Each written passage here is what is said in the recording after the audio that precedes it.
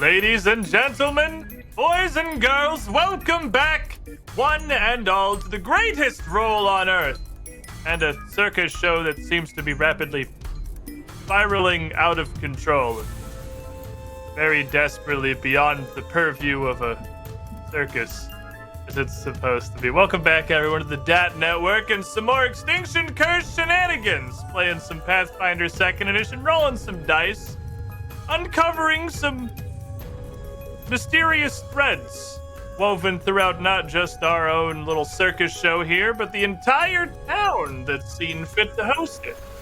A lot of strange machinations afoot, many of which seem to be weirdly natural in origin. A large amount of angry animals. I would say a much greater dose of angry animals than you would typically expect to see. But it's not just me here running our show. We have our lovely cast of performers as well. Ah, perfect. Look at that. Like we did it on purpose or something. So, I'm gonna level with you guys. I don't remember which order we went around for introductions last week, so let's just start with Chelsea and go from there. Hello everybody, I am Chelseabytes and I am playing your cat folk bard. A chef, if you will. We're gonna have a good time. I'm actually a little terrified. Right on over to our flame artist. Hello, I'm Ash. I'm going to be playing Vera, your sorcerer, flame artist who doesn't use magic to do her shows. Yeah, I might have more poop on people. I'm not pooping on people. I'm magically making poop on people. It's a very good distinction. I don't poop on people. We appreciate that. Go down here, Sam. Hey, hi, I'm Sam. I play our very lovely bearded lady. She is a dwarf bard. He's also just a bit of a southern belle, so you just gotta love her. She's a little gentle soul. That's her, and I love her dearly. And she's also very scary when she needs to be. So, now it's your turn. I'm Jared. I'm playing Bodhi Perp Walderspoot, your gnomish wizard and lighting special effects extraordinaire for the circus. As stated, I am a wizard, but I tend to wade in and melee things, I guess. I'm a fighting wizard. I don't know. We'll find out. It's definitely gone better for you than better is subjective, I suppose, than I feel like it probably should have so far. But I gotta say, every time I hear your name, Bodhi, it just gets worse each time. Bodhi Perp. Is it the Walder or Bodhi Perp. Spoot? Is it the Spoot part? Maybe. Yeah. it would make my Sounds teeth feel weird when you say it. Yeah, it definitely leaves a film. That's what it is. Sorry, Gina. I do What were you appreciate- saying? After 4 episodes, though, I think we may have arrived at a consistent pronunciation of Bodhi Perp Waddlerspoot. So, I mean, if that's not character development, I don't know what is. I'm your host, Progress. Squiiddish, GMing our shenanigans here, and boy, shenanigans is absolutely what it has been so far. After our, fiscally successful opening performance here in the town of Aberton, we're stricken with a cascade of calamities, one after the other. Acts sabotaged and gone wrong. Our beloved ringmaster found dead, and we have traced this killer and her strange halfling druidy plans into the nearby town of Aberton. We've started our investigations only a little bit so far in the last couple of sessions. We followed up with a gang operating out of a small tavern outside of town who I'm pretty sure is not going to screw with circus folk ever again in their lives. They learned a very valuable lesson when we went down there. And we have continued our journey up to the main Church of Abadar in the center of the town. After our performance and, performances there, both part and separate from our intended circus acts, the mayor of Aberton himself came to us with his concerns and led us to some of these various breadcrumbs throughout the area. And last week, we'd come to the church door, looked inside, saw a horrible, grotesque, demon satyr creature, and stopped looking inside, as I'm pretty sure exactly where we left off. I believe it was Bodhi Perp opens door. I describe room. Bodhi Perp closes door. So you're still there on the porch of this large church building now, immediately having shut the door behind you. I don't know if we want to go in there. No, absolutely not. Let's just go. I'm sure it's just a fine trap minding their business. We should probably come back later with reinforcements. This isn't or our something. problem. No. Maybe if we This talk isn't our to problem. it. No. Maybe it's not. The splat. Did that thing look like it could talk? You're I very mean- kind. Potentially. You never know unless you try, right? You hear a voice kind of muffled emanating out through the cracked and damaged stained glass windows that are flanking either side of this main entryway here. It sounds distant. It doesn't even sound like it's coming from the nave of the church itself, but perhaps from further within the building. Hello? Hello, somebody there, please! See, maybe that's crap. the monster. I'm gonna knock on Right? the door. I'm gonna say, do you need any assistance in there? Are you dangerous? And this voice hearing through the window sounds like it's a decent distance from the door itself. But there's a few moments of silence after that, before you do hear an answer from immediately on the opposite side of the door. It doesn't sound like it's the same voice. It's far less muffled. It's much higher pitched, nasally to an extent. It starts off, Hi, who is this? Who comes? Who's followed? You know, See? because splat That's sounds nice. like, yes, please. Yeah. Yeah. She's gonna go up to the door, kind of like whisper through the crack of where it connects. Hi. What's your name? I do so love these. Step inside, please. Nice. My manners. Can you talk a little slower? I didn't catch that. And at that, the door in front of you, whoever is on the inside of it, it starts to slowly swing open. And you don't see anybody there immediately inside the door to receive you. Almost looks as though it were just sort of swinging open of its own volition here. Again, revealing this nave of the church, as sprawling as it is, with this strange, grotesque creature up at the pulpit. And he is now turned towards the door, almost hunched forward on his goat-like legs, up at the very edge of this small stage. Clawed arms just kind of hanging in front of him, almost down to the ground, as he angles his face sideways, these twisted, gnarled horns sprouting out almost like tree roots from the top of his head in every direction, looking your direction. He Oh, yeah. Hi. She's just gonna wave like awkwardly. I have my knife ready. Got my quarterstaff in like baseball pose, ready to just go. And you hear the first voice, again, from the very back of the church here. If you want the God, please do something by Abaddon, help me! And you can hear it's coming from this back corner. As you're looking in the doorway, the far back to your right. You can see on either side of the stage, now that you got a second to kind of assess the room here, rather than look in, shut door immediately. There are two smaller passages that look like they lead further back in the building, on either distant corner. The one on the right has what looks like a large marble basin that has been toppled over in front of the door that's holding it completely shut. The door itself looks pretty battered and clawed, much like many of the pews and the cushions do throughout the area. So, Well, I mean, that's what's there. I mean, I kind of feel bad about just attacking him. Maybe we can ask him just to leave? you all want Please, come inside! Come inside! Oh, And this it's so voice is coming friendly. It from wants to invite us in. Then this is not the thing at the pulpit that's talking. This voice is coming from immediately behind the door, where they had pulled it open, swinging open to the left.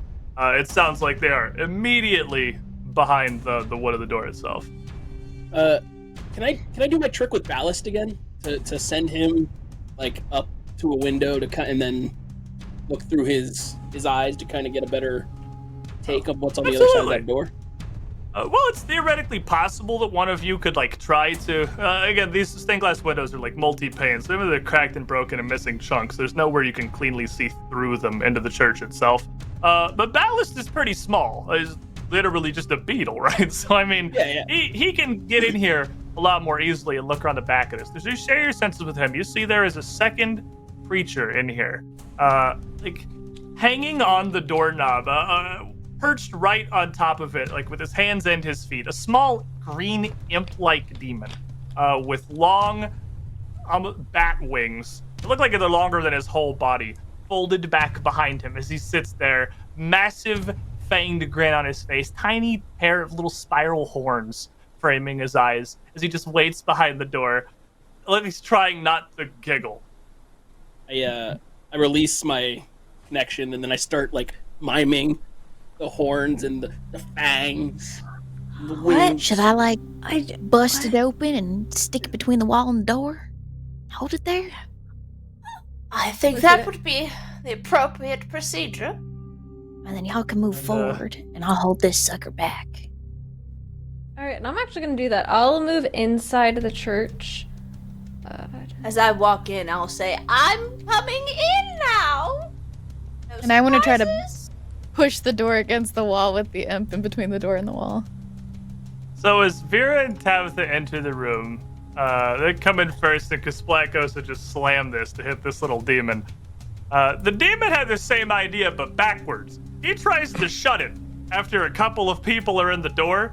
So the two of you both hit this from both sides. I'm pretty confident which one wins this exchange, but I feel like at this point, we would probably do ourselves a disservice to not roll initiative.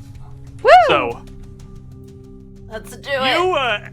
As you were attempting to communicate with this small little imp-like demon here, any of you here could roll perception or deception for initiative as you choose. Oh, can I That's reroll? even better. 'Cause I did Can you reroll? perception. Can I mean, you reroll? could just Can I add the deception reroll? modifier instead. Yeah, just add another Oh, 4 okay. if you want. So, sorry, Yeah. what are we rolling? I'm very confused. Either perception or deception for initiative. It's your choice. Okay, and it's then what under are we... your skills. Oh. Or on that big list to Yeah, the left. Deception will be on the skill list. Perception will be kind of up in its own little thing. That would be a 24 instead of 19. Because I'm good at deception. How about you, Tabitha? I have a 26. Wow. I think we're all really good at deception. You should have given us this. Well, Yep. that's one of the cool things about second edition is that like initiative in most random situations where just fight happens will usually be perception by default, but you can use anything depending on the situation going into it. You can talk your ways into fights with deception or diplomacy or intimidate even in some cases. I've seen Exactly. times where athletics and acrobatics came up for initiative. But what do you got, Sam? Is Splat? I got a 21. It's from perception, not deception.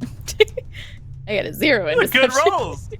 Oh, you're a sweet bean. Well, it was a 14 plus 7. This is really good. It That's helped. very good. Bodhi Perp. 23 with a perception. Wow!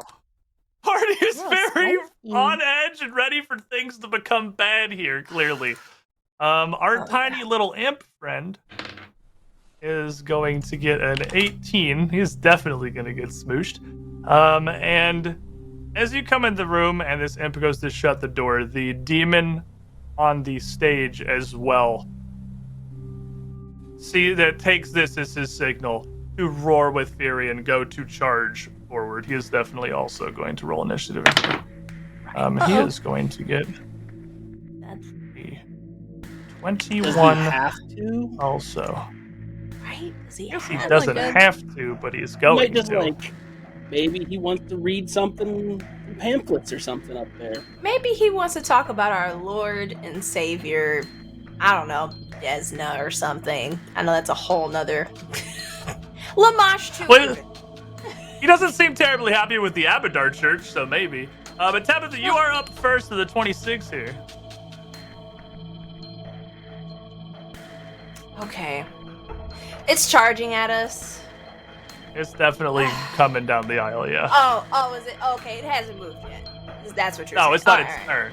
But it is Okay, clearly coming to charge at you, yes. It's like it is Gonna hostile. start some crap. Okay, everybody, I'm gonna go ahead and inspire courage because you guys deserve it. So we're gonna inspire courage, and then we could. Is anybody near me? I'm gonna reach back. Vera's I think within arm's reach Yeah, I'm of right you. next The two to of you. you came in the door together. Vera, I'm gonna also touch you with very respectfully and with consent. Guidance. Thank you. So that's another +1 on attack rolls, perception, saving throws, skill checks, and what have So you. do I get a +2 then? That's what I would assume with Inspire, and unless they don't stack for some reason. But- Are they both status bonuses? I think they one are is- both. You're right. It is a status bonus. Would I be If they wasting are that? if they are the same type of bonus, then they would not stack. So for you, they are both status. So Inspire Courage doesn't actually stack with Guidance. Inspire Courage is basically Guidance in an AoE. Fine. Okay, if I'm desperate and I don't have it anymore, I'll give you that. So, I want to figure out what this thing is. What kind of check do I have to make? That would see be a religion check. That's not gonna work. Is it anything occultish? It is not an occult creature. It is Okay. an actual demon from the abyss or from hell. You aren't sure which. It would be religious knowledge. I'm gonna say hello, you guys. Someone please do their research in the middle of battle. And I want to move. Oh, the thing's still here, right? Yeah, it's behind the door. Going to shut it while Kasplat's got her hand planted I on the grab outside it? of it. Can I grab the thing? Absolutely. I would like to try That'd to be- grab it. Yeah, an athletics check, but you can absolutely try to grab it. Okay. You just got a knife. You got a free hand. Grab Tiny Imp. All right, Oh. Well, your girl is not super athletic. We'll see how It's this okay, goes. He's very He's small, tiny, so right? 18? 18 will absolutely succeed. You got him grabbed. All right.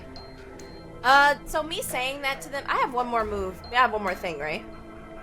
Okay. I want to move here with him in tow, if that's okay. Yeah. All right. So I have him, and I'll save whatever I want to ask him for next turn, because I'm pretty sure that's like a full turn. But that'll be Just wanna it for me. Saying something just quickly gonna- isn't like an action. You can just do that. What are you up to? Naughty little thing. And as you grab a hold of him, pull him off of the door with no real difficulty whatsoever. He is extremely small. He turns around and looks up at you. Oh no! Vera. And that's yeah. I am going to cast a shield on myself because I do not want to be touched. And then I'm going to it's a 15 and 5. How far is he from me? These are 5, yeah? Yeah, there's a little ruler tool on the side that you can use if it makes it easier to directly just measure distances. It's pretty nice. He's 35 have feet to- from you on the stage Okay. there. I'm going to cast shield, and instead I will use 2 magic missiles at him. And that will be a 1d4 plus 1. So that's going to be 2d4 plus 2. Indeed. And he's just gonna take it, because that's the cool part about magic missiles. You don't gotta hit, it just happens. Free damage. There we go. 8 damage. Ooh. Not much, but enough for now. That's something. Anyway, 8 damage is 8 damage. These 2 missiles collide with him as he gets ready to launch himself off of the stage here. And you see the impact kind of cause his body to shudder a little bit from each of the missiles. But they don't even really, 8 damage is 8 damage, but you're right, they don't even really seem to slow him down as he gets ready to stampede. Bodhi Perp. Okay.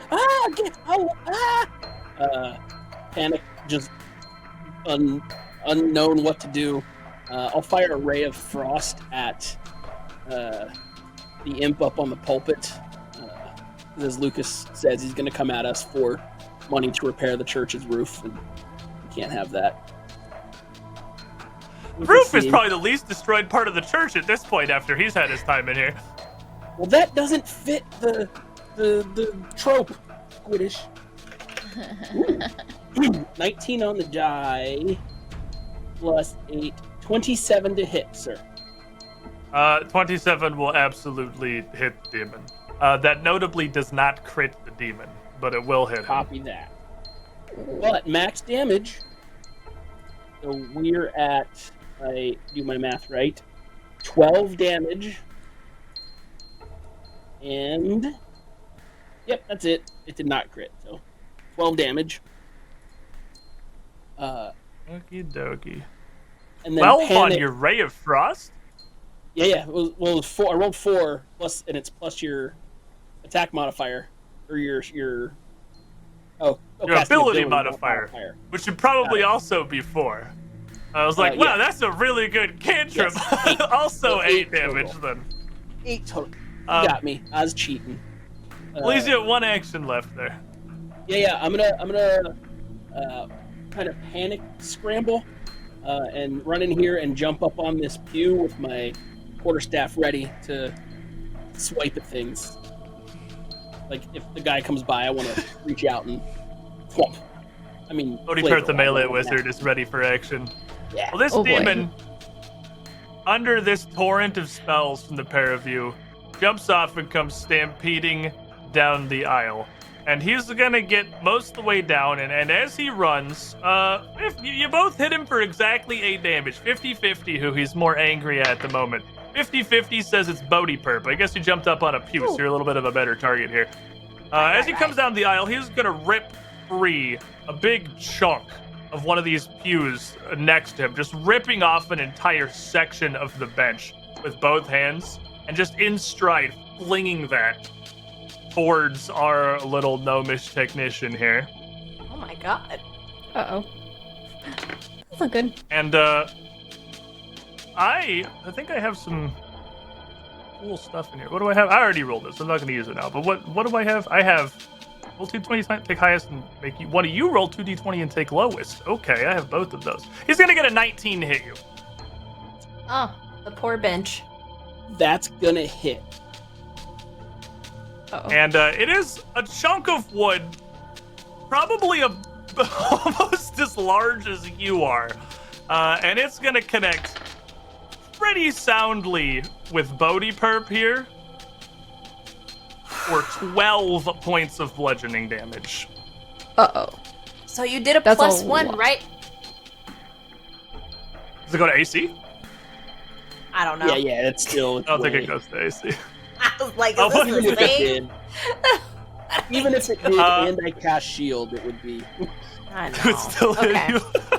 I'm like desperate. As this slams into Bodhi Perp here and he gets in his position in the aisle, he sees it connect, throws both of his arms out to the sides, and again just sort of roars bestial out towards the group of you. And he's got, again, he's not like a really animalistic face. It's weirdly almost human. In the features that you see on the front there. And after this, where he looks at Vera, and you have no idea what he's saying. I'm pretty confident, unless one of you speaks Abyssal. And bye. But it's Don't think so. Where do we find our Pretty- languages? I'm looking. if you don't have if you didn't put any boosts in intelligence, you probably won't have any other than just common. Okay. Celestial, Common, Halfling, Jotun, and Sylvan. No, those Where do you find abyssal. language? It's on the When I details. find out, you'll be sorry. Oh, go to details. And I speak Amaroon and Common, but no Abyssal. Amaroon is the catfolk language. Of course. That makes sense. I speak Abyssal. I don't know why I picked it when I. What is this? I love that. I think it's because it's the first on the list, and I was like, "Here's a language." You know what? That's Oh, some that, good you know, it intuition would be right the first one Perfect. alphabetically on the language list. I'm so proud. I'm so proud. This is amazing. I've never So been What doing did they curious. this say? period, and I was like, I don't know what to select. I'm just gonna select random things right now. I never went back to it. Oh, That's how it's done. That's how you do it. Kasplat, the dwarven bearded lady, how is it that you came to study demonic? Just out of curiosity. I mean, you know, they're under the mountains, and Yeah, they're very close. There was a lot of stuff Exactly. before, they Right, kept making fun of me, and I was like, "Don't you worry, I'm gonna collect demons and send them your way." But she's had a change of heart since then. Don't you worry. Well, That's Kasplat for perfect. some reason is the only one who understands this What they demon. say. Oh, we know why. As he We yells get it. out, this place isn't as bad as I thought. Food comes to us. And Oh. Mira, Uh-huh. you have no idea what he said, but it's pretty terrifying. It's an intimidate check towards you. No, thank you. Just going to Okay, that's be a +1. That is a +1. It's a will check. So it's your will DC, whatever your will save is, +10 and +1 from Inspired Courage. And it's a 19 that he got. 20. I have a will of 6, so I have 7. I got a 14. You don't have to roll it. It's just Oh. he rolls against you. They got rid of a lot of both Oh. people rolling things in second edition because it just kind of slows things down when two people have to roll dice and do twice as much math. Usually the aggressor is the one that's rolling most of the time. So you just add 10. Oh, so I which have means a 19 will 17. succeed. Yeah, so you are frightened 1 now. He's a very scary gentleman. Do Kasplat. not like. So Kasplat, understanding this for some god awful reason, is gonna kind of mumble what she thinks is to herself, but it's a little out loud. What the heck? The only person bringing food in is usually Tabitha. Someone else trying to take her job? And how does this door look? No reason. It is a pretty large door that comes to almost an arched point at the top, not sitting in a rectangular frame. This imp pulled in, and then Tabitha pulled him off of the door. So it's probably about all the way open at this point. You can see through the door frame Tabitha hanging on this little imp's arm as he's just like flailing and screeching. How attached to its hinges would you say it is? Once Not again, no as much reason. as I just want to know these things. Well, yeah, it and the frame are both fairly well damaged, most like the rest of the place, so not extremely. Oh, that's really interesting. I want to rip it off. And Okay. I want to hit this demon with it. Okay. Please. Sorry, would you say athletics? Athletics. Big, strong dwarf action. 22. 22, absolutely. Mr. Jake the Impaler in chat. Things you love to hear from the barbarian. How attached are its hinges? I love it. 22? I'll you be will taking easily. this. Oh, and she rips it off. And so what would I roll to hit with this thing? It's not my fist, and it's not a battle axe. It's a Well, door. It's still an attack roll. Okay. They make this somewhat streamlined as well, because you're trained in just like attacks up to martial weapons or whatever it is the barbarians get. So for hitting him, it's still just gonna be a regular attack roll, whether you're wielding your fists or a sword or a literal door to a church. So give me an attack roll. All right, so I'm just doing a 1d8. Oh, you're to hit him, so your d20 plus whatever your attack modifier is. Oh, let me do that first. 24. 24 is definitely gonna hit him. Oh, that's almost gonna crit him with him being grabbed, but not quite. And as you take this and slam it, it's almost impossible to miss given the size of this and the size of your target here. Roll me D10 plus your strength modifier for damage. D10. Hang on, let me snag it out. Which one are you? There you are. You said plus strength? Yeah, whatever your strength modifier is, probably 4. It is 4. So that is a 10. And you slam this little imp for 10 points of damage. What's this looking like? Squiiddish. It was 10 points of Yes. dormage, according to D-Man. Dormage, not damage. Dormage. Take it or leave it. Yeah, take it or leave it. I'm sorry. And 10 points Alright. of dormage. And you So- see is... Yeah. Oh, go ahead. No, I was gonna say, so yeah, y'all see her completely rip off this door, and she's like kind of fumbling with it for a second, figuring out what's the best attack of action. She's like kind of jabbing it sideways, like.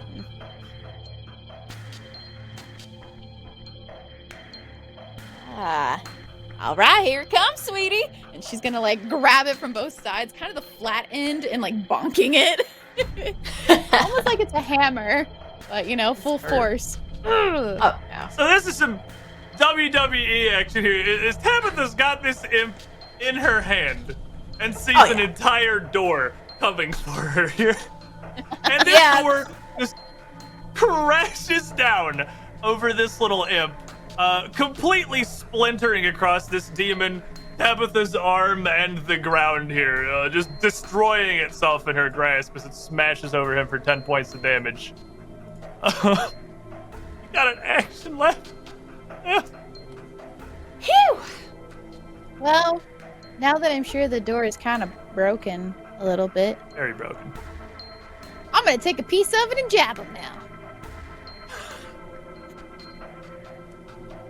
If you take the door off and hit them, 2 axes, you want to pick up the biggest, pointiest piece of door stake that you can. Your third act is more going to be dormage. getting it up and kind of lining up the jabbing for next All right, turn. I'm As ready. She's Tabitha, gonna by be the like way, fumbling with Yeah. it. Tabitha's still holding on to this imp. This is Also, I somehow just kept my grip. Somehow. miraculously, you still got a good hold of him. You're doing it. I'm like, well, that's a step that we weren't supposed to get to yet. I gotta finish the first one. I'm like, I look at this demon in my hand and I say, well, if you want more where that came from, don't answer my next question. What are you doing here? Does he answer back? Well, he's a little Is he dazed. knocked out? Okay. He's a little dazed for the moment. He's not knocked out. He's surprisingly takes that fairly well, honestly. Seemed to be impressively hardy for such a small little creature. And almost kind of babbles to himself. You see his eyes flare red for a brief moment. Uh-oh. And Stop that. some of that damage you see, some of the dark blood that's been kind of shattered out of him and the lump already forming on top of his head, starts to cover over and recede a bit as this energy flowing through him seems to be repairing his body almost automatically. He snaps at that, looks up at Tabitha. He didn't even hear what you just said and just hisses out, "Command me!" which is you would recognize a spell incantation, even if not necessarily what it is. I need you to make me a will save. Of course. All right. You little demon out here ruining my day. And why don't you roll Alright. 2d20 and take the lower as well? Rude. Because I have one of Advantage. those. What The a life. fold. Please let that be my lowest. Please. Oh, I did the wrong thing. All right. Ooh. I'm upset. Terribly. I'm so upset. Oh, It's yeah. only because I Arcadis asked. in the chat. getting absolute value from that that donation know, for sure. You're welcome. At my expense. You're welcome. What happens? So as to he me? does, as he casts this spell, you see the world kind of fall dark around you. And the face of this little imp, his eyes glowing red, his fanged little teeth, is really all that you can see. You don't even feel the impact of the door, the like jarring buzzing in your arm anymore. You got slammed. You only see this demonic visage just growing, overwhelming, almost consuming you, and sending you into a state of absolute panic. You are frightened 3. And you are fleeing Oh dare. on that critical failure, which means that it is yours. That's all 3 of his. You have to spend So your can turn. Oh, hold on, let me see. So I have something called counter performance. It's against an auditory or visual. Is this a visual or auditory effect? That one is just an enchantment that he cast on you directly. It was This is that what I have is an enchantment. So I can't But it's not use counter performance as a reaction. Nah, because the spell he cast is like a mental presence. You know, you're not actually seeing that. That's not a thing Got that's it. really happening. It's just Okay. Like, there's some visual going on here. Is it visually allowing Yeah, me yeah, to yeah. react? No, I hear you. Okay. yeah. So now I'm running. Do I let him go? Is my question. You would definitely let him go for sure. And you would be spending your turn trying to get away from this imp however you can. Fine. Then I do so. Take me out of the building. Or, do I have to go the opposite of him? It's whatever. You have control of your character still. It's not like full mind control. Okay. It's just this imp is the most terrifying thing you've ever seen in your life, and you want to escape it. You are the startled cat that is bolting now. I think I can go. I'm going here. That's the first one. Okay. Do I have to? So the whole time. It doesn't have to be just move actions. Like anything else that you could do that would be like making space or protecting yourself against this imp, you could still do if like it would make sense for you to do in a panic. In a panic, what Tabitha would do, I would definitely, I wish you could push with, like, Mage Hand. But I'm probably gonna do... I could do Grim Tendrils. Should I do that? Would Tabitha be allowed to attack at it? Or would Yeah, that if you work? want to... Yeah, if you want to run back away one move action for distance and just like blindly throw Grim Tendrils out at it, absolutely. It's not as cripplingly limiting as it was in first edition. 'Cause it's not like you use all of your movement to just run away and then you spend your standard action cowering. It's just like you're panicking and scared, and what do? You do nothing but run, right? Okay, so yeah, I want to do that. I want to go ahead and just throw out Grim Tendrils. I don't know what this thing is, but it's messing with me. So it curls out from my fingertips, it races through the air, and I deal 2d4 negative damage and 1 persistent bleed in the line. So it must make a fortitude save. Okay. Oh, I'm sure the tiny imp is fantastic at those. Of course. And then I'll just have to roll he's absolutely this. not. Okay, so fortitude save. He's going to get. You can always roll good. He's going to get a 19. Oh my god. Miraculously. I got a 4 on the negative damage and 1 on the bleed, of course. I don't know what fortitude save is supposed to make. I think is that something you're supposed to come up with? It doesn't say it here on the... It is your spell DC. There it is. Okay. Yep. Any kind of a saving throw a spell causes is going to be against your spell DC. It doesn't scale by level anymore. It's the same DC for any spell you cast against an enemy. Okay. Mine says occult DC. It's an 18. So, Yeah, make yeah. it by like 1. You're also salty frightened about 3, that. so it's actually a 15 right now. Ah, Because that applies to your absolutely everything. To be fair, it didn't make a difference for what it's worth. You passed 3, you passed by course. 4. But at the end of your So- turn, you go down to frightened. Oh, go ahead. yeah. So I'm down to frightened 2 now. And is that it? That's all I'm doing because I'm pretty sure that will save was a turn. Well, you moved, and then 2 actions for Grim Tendril, right? So it'd be 3 anyway. That's what it is. Perfect. All right, there we go. So Vera, also frightened, but just because you just saw a demon smash a chair over Bodhi Perp's head, and it was quite a large chair.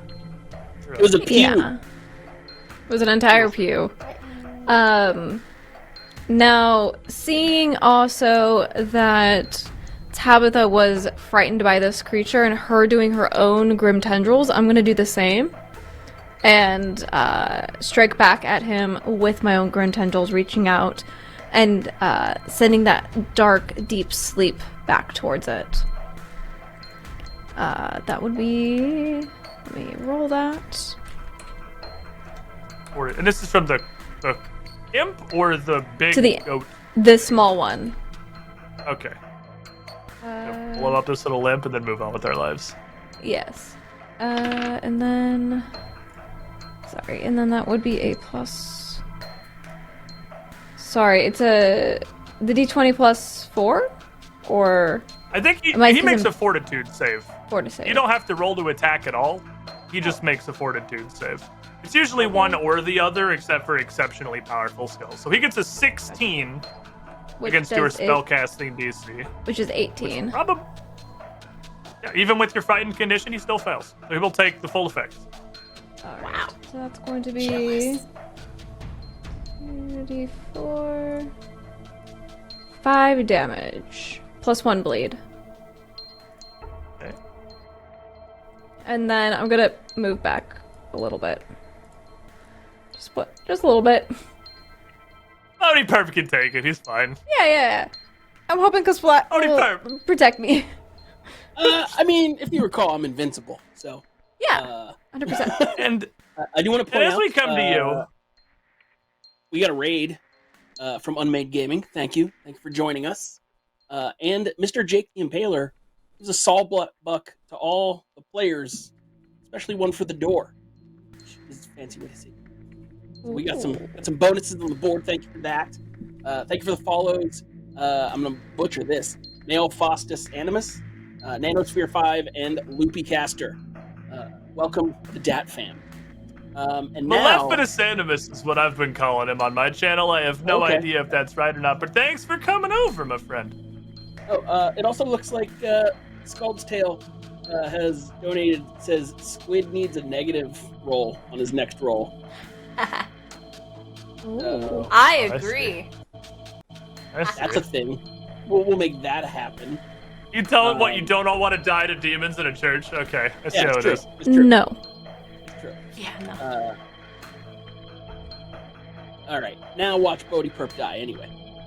Well, as we come around to you, as this breaks across you here, this pew hitting you pretty hard, Vera kind of moving around behind you. A not insignificant amount of blood coming out from our little gnome friend here. Your eyes that had turned a little deep red before back at the show the other night start to brighten. They don't glow, it's not illuminant, but the shade of red goes to this deep, almost blood red, something much more vivid, much more scarlet. Almost as if this strike, having your own blood drawn from you, is empowering you somehow. Wild magic still coming in. Nice. Oh. Invincible. Set. I am going to unleash a full 3 missile barrage upon this this imp thing, this demon thing in the middle here. So it's going to take 4 magic missiles, or 3 magic missiles. At, what is that, 1d4 plus 1 each? Correct. Everybody is sick of this little imp. They don't want anything to do with this guy anymore. Okay. Do you want them separate, or do you want just the total damage? Doesn't matter to me, whatever's easier. Only 8. Only 2 1s, you guys. That's Oh no. bad. That's on a small little imp, right? It's on the dude in the middle, the big dude. The big boy. Yeah. Oh, very consistently chipping away 8 damage at a time on this central imp here. What's that look like? Because it's the special effects kind of variety. It's a little more like someone threw a sparkler from across the room rather than just that clear, crisp force damage. It's like almost like iron ingots being into the air where the sparks and they fly. There's probably a slight little purplish color in there. And it hits him right in the chest, but not hard. It's sad. It's been harder. He's definitely not happy about that. I should have just hit him with my staff. Next time. Probably. I mean, I feel like you're like the strongest out of all of us now. At this point. He scrambles up into this back row of pews with Bodhi Perp here. On all fours, flinging himself up on the splintered wood. Biting out again with this like almost weirdly small, very human mouth. He doesn't have any like fanged or jagged teeth. And it's almost more unsettling in the face of such a grotesque creature. But as he lunges out towards you, what negative do I have to this? Here I have negatives. You have a negative 1d6, so Rude. Okay. I rolled a 3. -3. Okie dokie. I'm just gonna think that's gonna be plus. Okay. That would be a 16 to hit you with a -3. I'm looking for an excuse to get 1 extra bone. Nope, that's gonna hit. Right?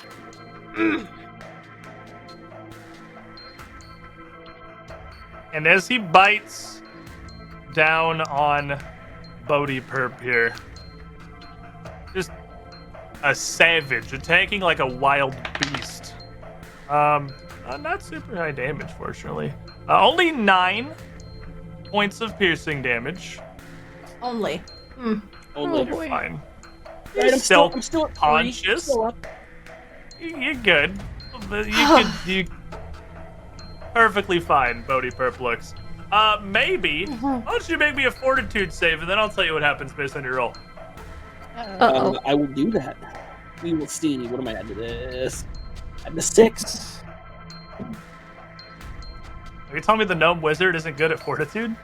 Yeah. Not only that, I've rolled the worst I could roll.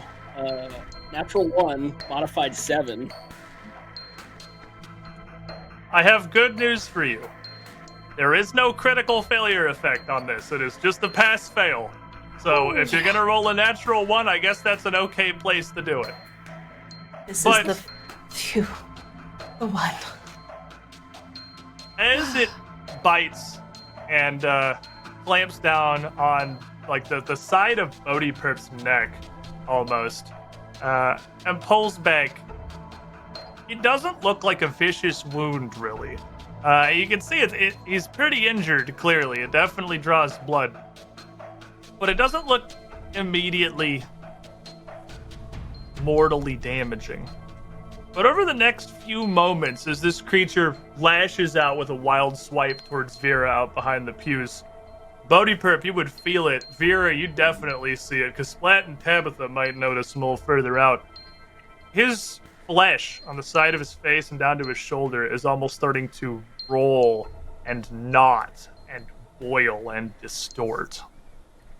And he is going to swipe outward, as I said, towards Vera with just a wild claw second attack, so he's got the penalty.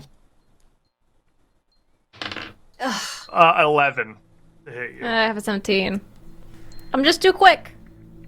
I see you coming because that's gross. You want nothing I to do with already this. stepped away. Saw it. And I'm like, nope. Classic. Cuss flat. Hi.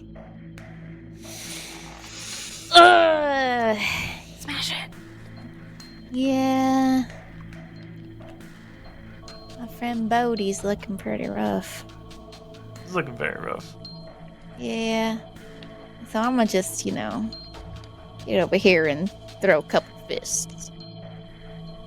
Yeah.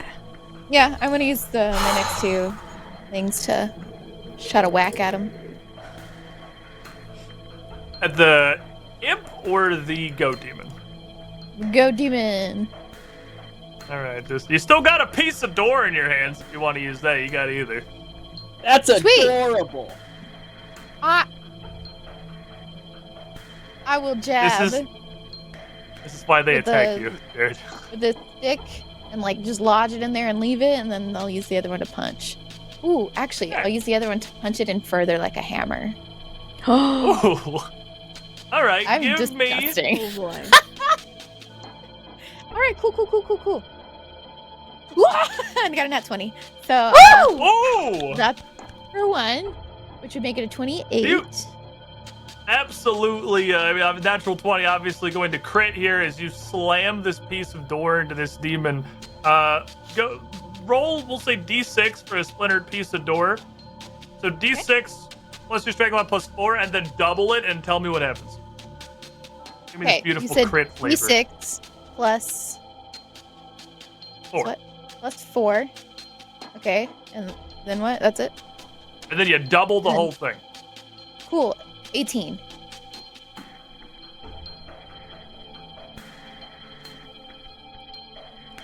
Ooh, that's all that move. And that's we got a couple of 8s on him here. But Splat comes up with a real nasty blow. Come from behind on this thing. You get a chunk of door absolutely sunk into this thing's back. And that's a pretty resounding hit on it for sure. Sweet! And then I'll roll for my second hit. And if this is a punch, Stop! the -4. Did you roll 20 again? This is another 28! You're on fire! Second attack and a -4 doesn't even matter if you just roll 20s all I'm the time. sick. So D4 Amazing. plus 4 and double it. Splat, save us, please. Wait, Help. am I not rolling my D8? For my damage Oh, for my are fist? you? Is your fist No, D8? never mind. D4. Sorry. I mixed up my battle axe. You are correct. Oh, okay. I was like, I thought you were just Roll punching. Is D3 or D4? I never remember. Let's go with D4. I don't D4 remember what plus unarmed is. Sorry. Plus Plus my 4. 4. It's pretty much And then always double going to be plus 4 because your strength is going to get added in regardless. Okay. 14.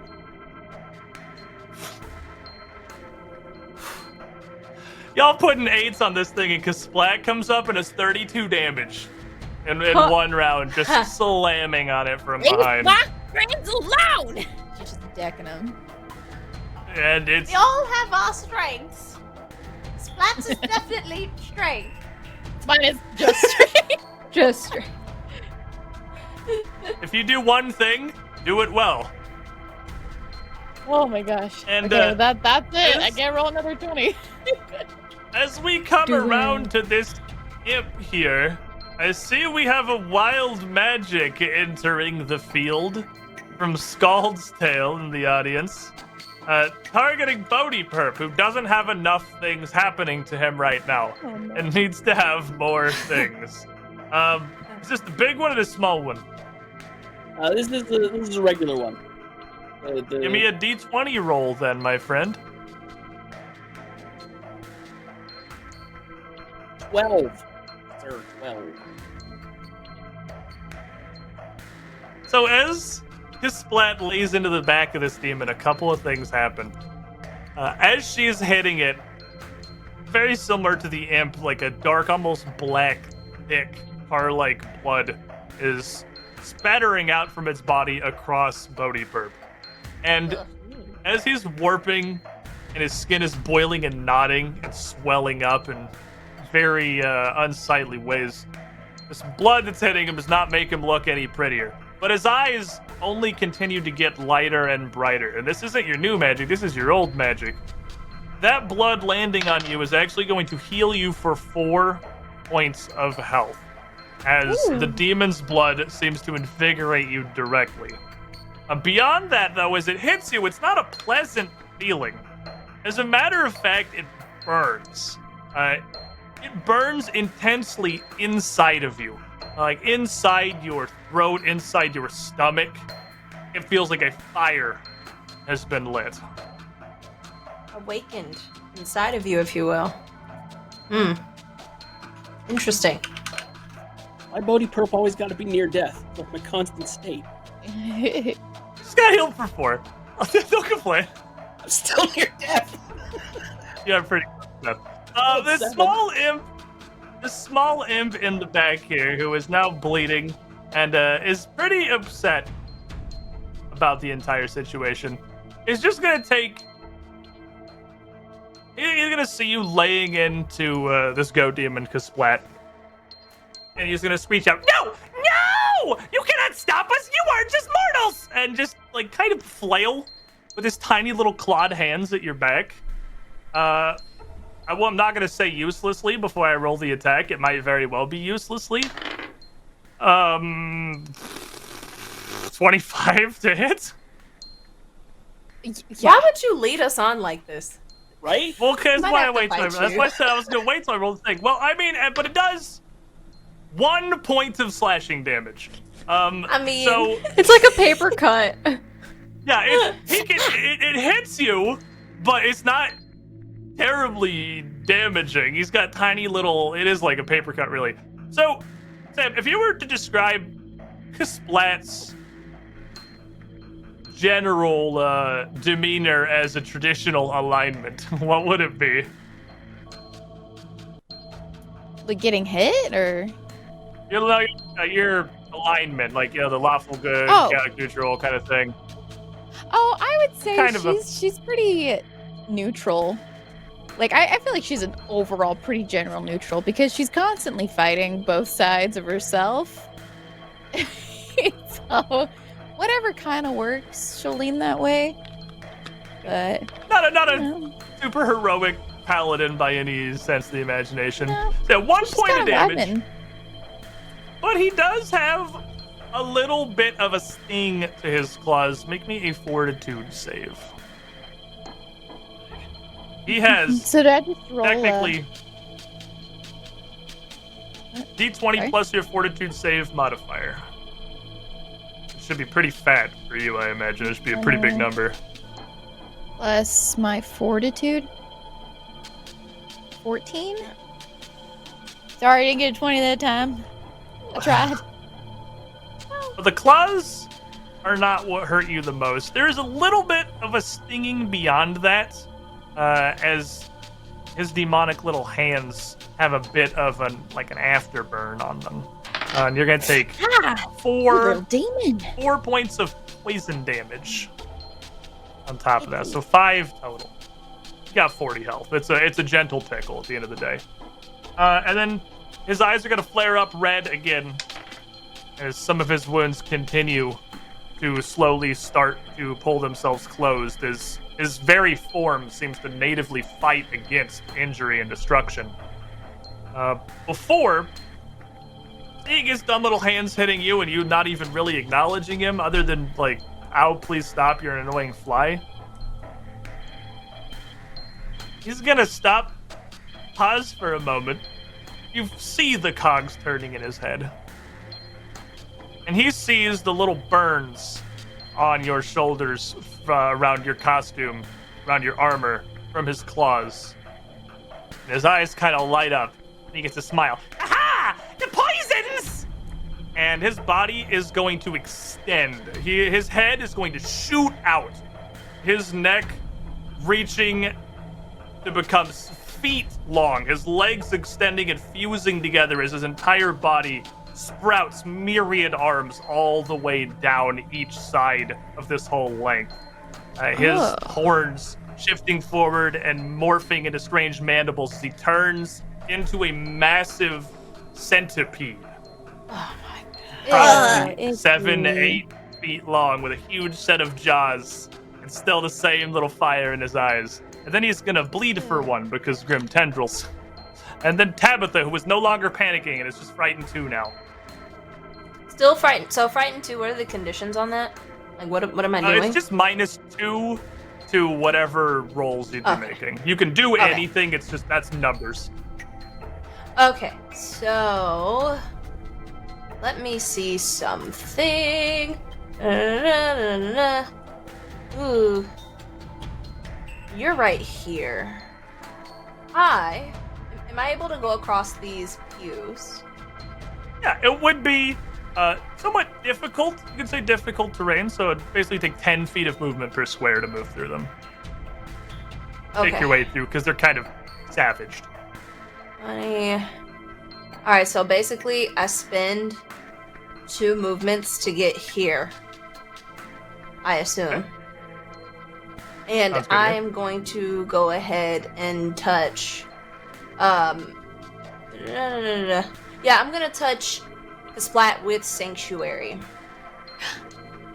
And Ooh. you ward a creature with protective energy that deters enemy attacks. Creatures attempting to attack the target must attempt a will save each time. This lasts for a minute. So, problem is if you use a hostile action, spell will end. So, I suggest you use this to get somewhere better. Okay, But I see for you. now, since your turn has ended, I think this will help you until my turn comes back. So, we do that.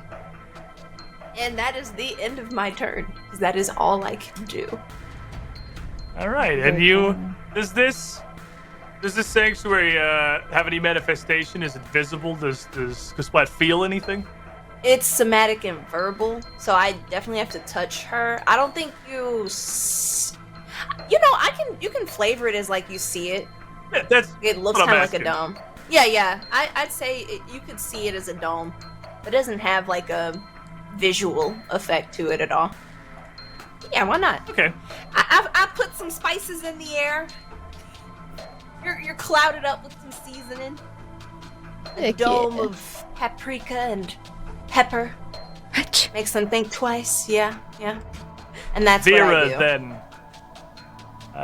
This goat demon is looking pretty spectacularly wounded after Kasplat's assault. The imp is a big centipede now. Gross. The tide is turning. Seeing Bodhi Perp and that disgusting, like, pustule, like, wound, Vera feels inside this, like, almost like this weird, gnarly jealousy of how much damage he's done to Bodhi Perp, like, in the sense of, like, she wants to do as much of that. And she unknowingly cast Jealous Hex on this creature. So it needs to do a will save. And it will have adverse conditions depending on its highest modifier. Okay. Will save. You're not frightened Yes. anymore, so you get your full spell DC. It's going to get a 22. Nope. Well, that didn't work. Does it do anything on a regular success, or is it just a pass fail? Failure, the condition value is 1. Or So no, probably nothing on a it succeeded? Oh, I'm sorry, unaffected. Sorry. Yeah, unaffected. Okay.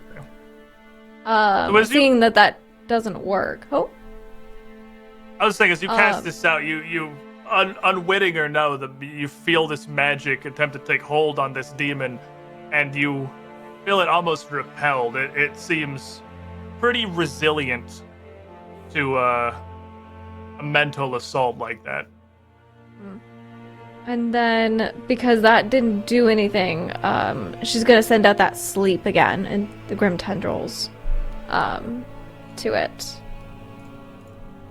So that will be 2d4 negative. That's a fortitude save. Yeah. You guys blasted the imp with the last pair of grim tendrils. Yeah. This guy, 19, so a regular success, I believe, will take half. Okay. So I did 5. with Ooh. 1 bleed. So it regular succeed, so half of it, and no bleed. So no bleed this time. Okay. But it will take That a couple is- of points of damage. Oh. And I won't move because I can't. That is Bodhi Perp indeed.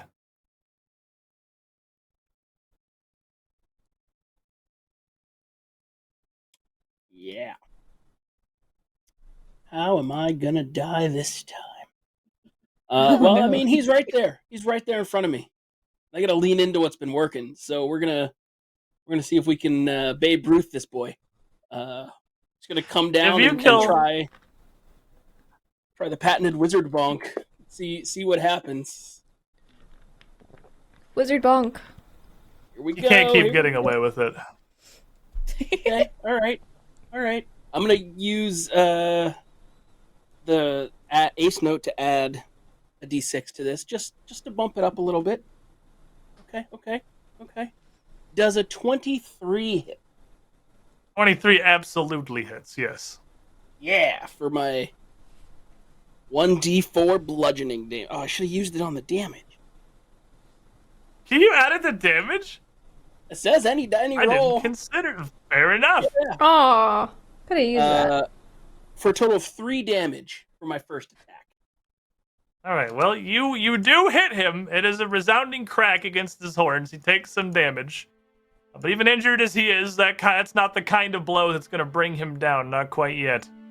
Well, he hasn't felt the follow through, uppercut coming back up towards his chin. We went down with the bonk, and now we're going for the gorp. And I'm gonna use, because I got it. I'm gonna use the roll 2d20, take the high. A gorp is the opposite of a bonk. Woo, yeah, gorp and bonk. Well, we're at -5 for me. -5, correct, for your second attack. Unnatural 20 to hit. Unnatural 20 will hit him. Yeah, that's what I'm talking about. 4 damage. 4 damage. That's there. not quite gonna bring him down. But if you somehow manage to hit him a 3rd time, at this point, it certainly would, as this demon is reeling at this point. Do What do I got here? Yeah, I mean, just because. Why not? I'll take the -10. I'll quit fish. -10. We'll see. On the table, please. Okay, hold on. What is... I don't think a 15 is going to do it. 15. The 3rd swing is not quite going to be enough to do it. This little wizard is throwing some hands, though. That staff is that's all right. flying around. I feel like, in retrospect, I probably should have cast Shield and brought that up there. Ooh. But we'll see. We'll see what happens. Let's get him. Does he say get him? Get him. And as you land these 2 hits of this 3rd swing and squeak that out, you feel this burning inside you rush up like so much bile and burst out from your mouth as you go to speak as an eruption of flames that is going to wash across this demon, Kasplat, Tabitha, and the imp, because they are all in a 15-foot cone in front of you. Cool. Gross. Make me a reflex save as this blast of unwitting fire, bits of like almost sticky burning liquid more than direct flames, blast out across the group in a huge eruption. I'll clean you All of guys up us? later. So, us, do they sir? have to make a will save since they're attacking Kasplat? This is coming out of Bodhi Perp. Not attacking Kasplat. He's like involuntarily burping a blast of fire when he went to speak. Remember, It he said explodes out across involuntarily. the group view. I will So you not. said That's a the will opposite save? of voluntarily. It's a reflex save. You're trying to dodge this. Oh, reflex? Okay. Great. And I'm frightened 1. Definitely Yes, I'm -1. helps. Alright. Oh, 21. 21 will succeed. Lit. Splat looks like she rolled a natural 1. 20. Oh, Give the me your die. Give me your die. She's so I much need them. better. Because at this Splat's game than right us. next to the door. He's got an escape vector here. She like ducked out Right. of the door. It was I easy. feel like I'm She wasting all- these 20. No, this is And exactly plus when to use 5 them. is 25. Oh my god. There's an entire demon in front of you, I suppose, that eats the most of it because he definitely failed. Yes. The imp also succeeded. Tabitha, you're going to take 4 points of fire damage. That's half. The imp is also going to take 4 because Splat takes nothing. And this demon in front of Bodhi Perp just gets incinerated with a face full of this blast. And with the last like keening wail, staggers back and then topples forward, crashing into the seat of the pew right in front of Bodhi Perp, smoldering on the wood here. I Nice. immediately check my bag and look at all of the snacks that I've packed and I smell them. 'Cause I'm like, there is no ingredient. I know all of their allergies. I know what? I'm blown away. Should I go on the road as an adventurer? I'm And it blasts out again. Make me another reflex save, Tabitha and Kaslat. No one expects the second burning belch. You know, I'm glad I'm You're standing right. next to you.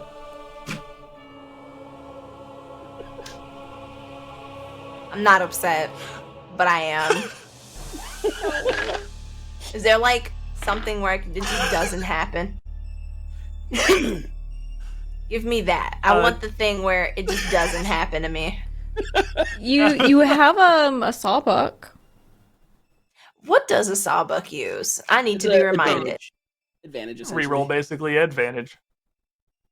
Oh, give me that. I want advantage. I'm gonna roll another. All right, Kaslat, what did you get? I swear y'all aren't gonna believe. No, Girl, no. let's get you, girl. Let's go to Vegas. Find out. Let's go to Vegas. No, get some lottery tickets. I'm so serious. Kasplat's I already love- outside from the previous belch. Teleporting, Already ultra out. instinct, all of it.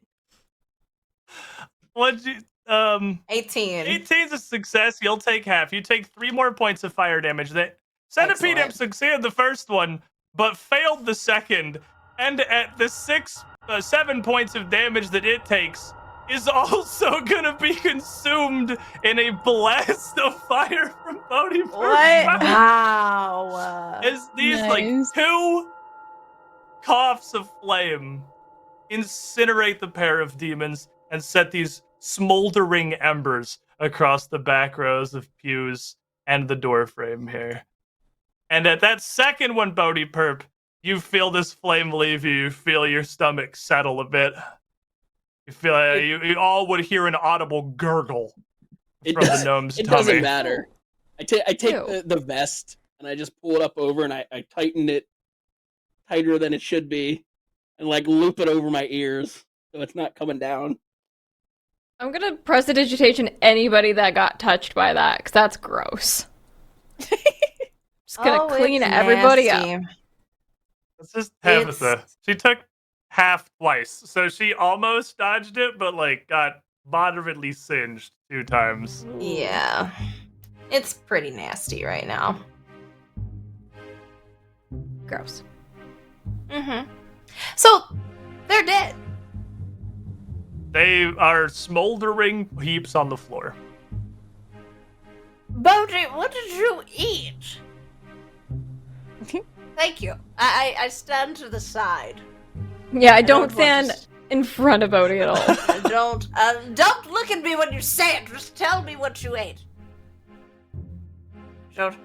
Oh, your voice is gone. It must have burned through your vocal cord. He's just Understandably. he puts his hands on his knees and just kind of looks over the pew. And he's like, I just had some of the tea. That's all I had. Are you sure? We had some of the tea and it didn't do that. Maybe it's because that thing bit me. Ugh. Yeah, you don't look so good. I'm just gonna take a moment and get in touch. And I'll pick up like the hymnal in the back of the pew and just start reading through. I'm just gonna take a moment, guys. Yes. Ugh. I'm Yes. gonna go to the back room area where that voice was coming from. I'll there are, prestidigitize like ginger ale for Bodhi Pub and water. Which also will There's follow Vera. Yes. Thank you. Couple of things happening simultaneously here as Bodhi Perp goes up, and you can see that this warped flesh on his face down to his shoulder has seemed to harden. It's not like a boil or a blister. It is like whirls of knotted, purplish, dark flesh. It's really, he is not pretty to look at right now. Oh. And as you all move up here, cause Splat, make me a fortitude save. If you can take us off the map. Fortitude save. Still got a little stinging back there where that little imp Not a slapped nap this time. Oh. It is 23. you. And with a 23, that little stinging is the worst that's going to have happened. It's going to fade basically entirely from there. A little stinging pain, probably a little tender back there, but it's not going to cause you any further damage. I'm just gonna suck on it. Ha. As the group of you are moving up to look around this here, around this pulpit, it looks like, again, this whole nave of the church is absolutely wrecked. Understandably so, now having seen the furor that this demon just sort of harbors constantly. But it's not absolutely... Like, not everything is gone. Inside the pulpit itself, there is a small little compartment that has a small golden set of scales, which, Bodhi, if you're trained in religion, right? You wouldn't need a roll to recognize that as basically a holy icon of Abadar himself, the scales being his divine insignia. It's like a larger version of a holy symbol a priest or a cleric would wear around their neck. As Vera and I think Vera and Abathar, everybody else was going over towards the door as he was looking through the pulpit here. You I'll be would going. Yeah. Yeah. I'm not again hear looking at this anyone. voice. I'm just always pointing away. Yeah. As you should. Good idea. You would hear this voice again come out from the back side of the door, and much closer now. It wouldn't speak until you'd gotten most of the way there, a few moments after everything had ended. What? Hello? Hello? Hello. Hello? Hello. Why, Hi. the gold-fisted. What has happened? Are you alive? Are you okay? Yeah, feeling peachy keen. We were More or hoping you'd less. tell us a little more about what happened.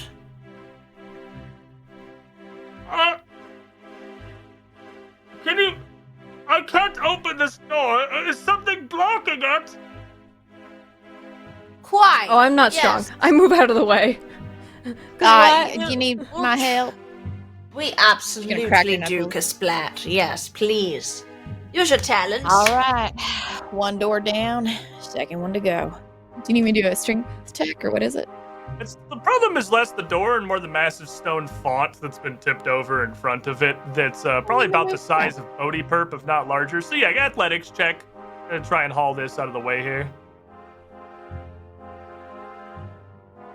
Dirty 20. Oh yeah, so without any real difficulty, I mean, this is basically what you do as a performance for the circus, is be strong. and lifting this big stone thing out is no real difficulty. And as you do,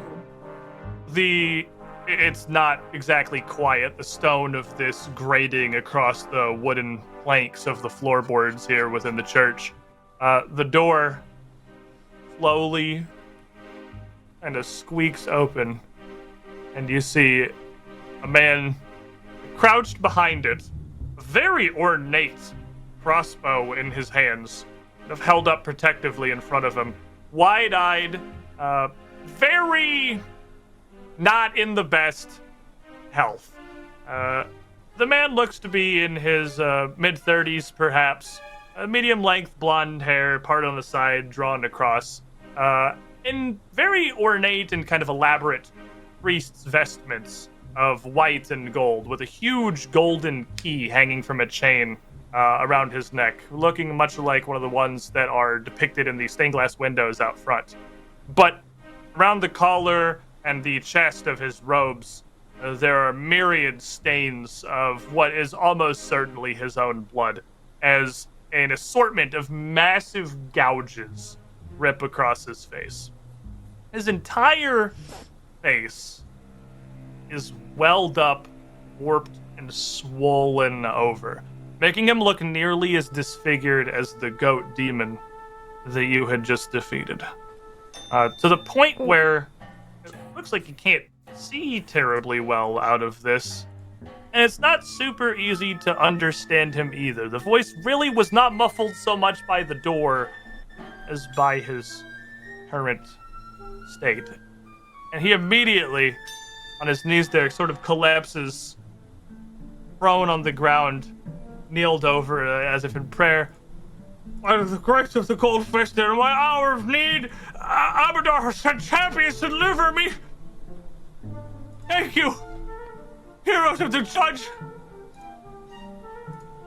Does anybody understand him? Anybody understand him? Are you circus folk? Yeah, Circus?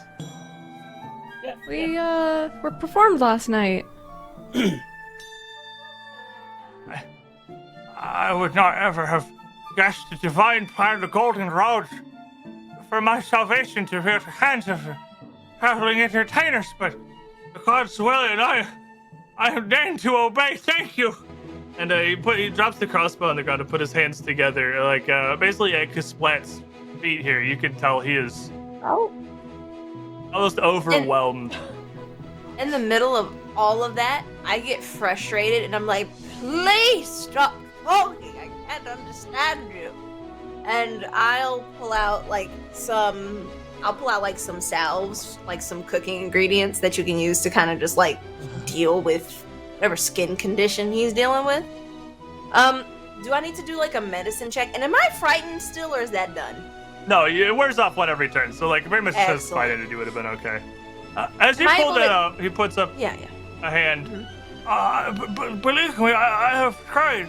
I am a man of the cloth, a priest of Haradar. He invested me with his power, but nothing by my hands or his magic has been able to enter these horrible, disfiguring growths.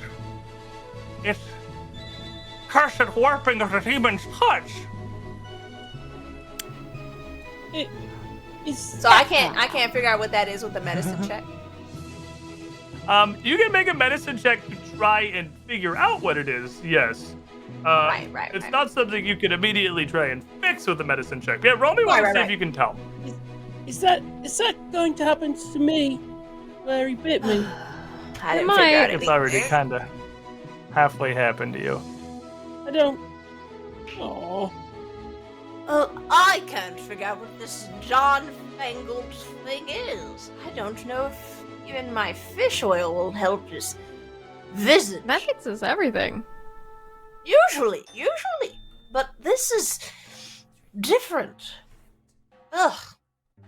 Did you all understand what those imps were doing here? What was that imp doing here? And I'll ask the clergyman. I'll kind of yell at him because I can't tell if he can hear me.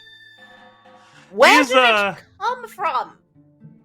he's probably got some things to share here that he's seen. But before I suppose we really get into what he's seen or known and maybe what in the hell is going on in Abberton, I think a break might be in order for the group of us. That was a hell of a battle that we had against these demons here. Oh yeah, That's real spicy. you demon slayers now. You did it. Yay! We've gone from just beating up some dudes at a tavern and some tiny snakes to slaying a couple of what seem to be pretty powerful demons here in this church. Why they're here and what they are notwithstanding. The We bell are going curve is to- intense. Well, I think Sam got all of the 20s to balance out all of the ones that literally 4. all the rest of you got. Yeah. Literally. Boy, howdy, you guys had a lot of nat ones in that fight. But hey, it worked out. We got there. And we'll be back in a couple of minutes for more of the aftermath here. Don't go too far. We got stuff to do.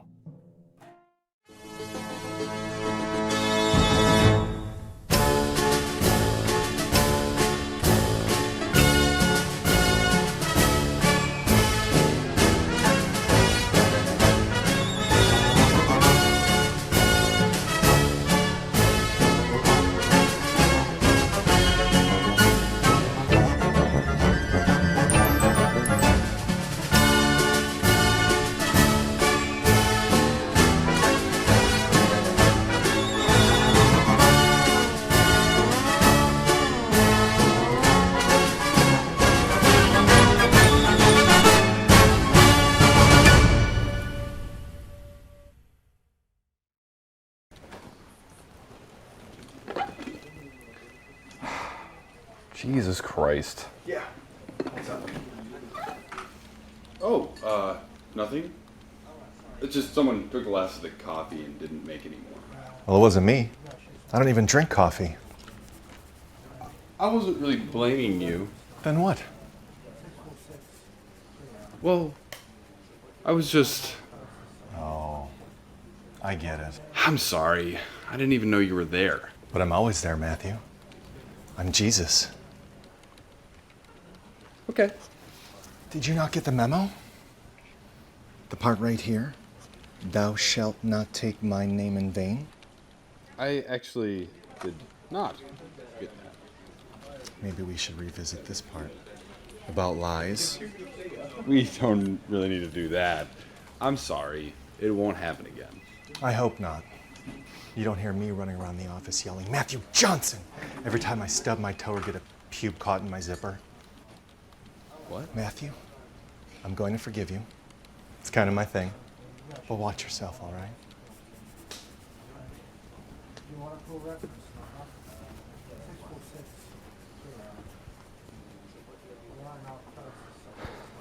God damn it.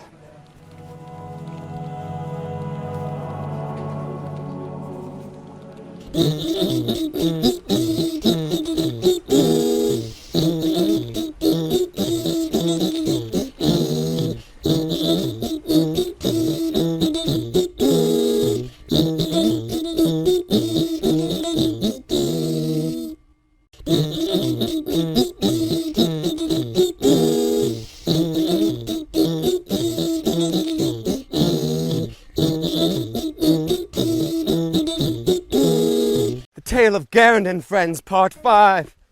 Onward we go towards a dragon with weird name. Stupid vampire tries to slay Greg on his head. Well, I saved him from that, then a magic box laid him flat. Uh-oh. Now we're walking in circles again and again and again and again.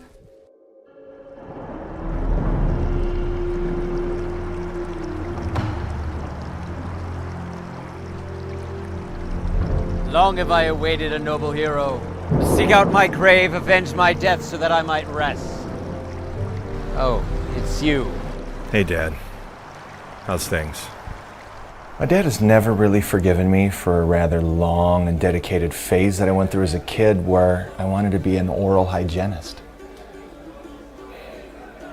Get a lot of flack for that kind of thing where I come from. Well, what do you want? Hey, son. It's been a long time. How have you been all these years? No? Not interested? Grandpa sent me out here for my rite of passage. He told me if I came to you, I'd find out the way to avenge your death and prove myself as a warrior. Dragon slaying is a man's business. You're gonna get yourself eaten. 25, Dad. And I hate to remind you, you got eaten way before I got here. Don't get smart with me, boy! I was picking my teeth with the bones of my enemies long before you stopped moving yourself. And in my day, we didn't have weapons. When we wanted to kill something, we picked up a rock and we bashed it to death. Dad, I've been carrying your hammer. Clearly you had weapons. Why didn't you just tell me how to find the dragon, and I could leave you to whatever it is you do? You got a cup? What? A cup, you stupid idiot. You drink with it? Does it look like I have a cup? You came all the way out here without a cup? What kind of adventurer are you? Oh wait, I almost forgot. That's right, you're my son, the oral hygienist. While other fathers were proud of their sons for knocking teeth out of other kids' heads, my son was busy putting them back in. Fine, we'll use my cup. Good. My big man cup for big manly drinks. Oh, don't fall in now, Dad. Careful, wouldn't want you to slip and fall, break your big man cup.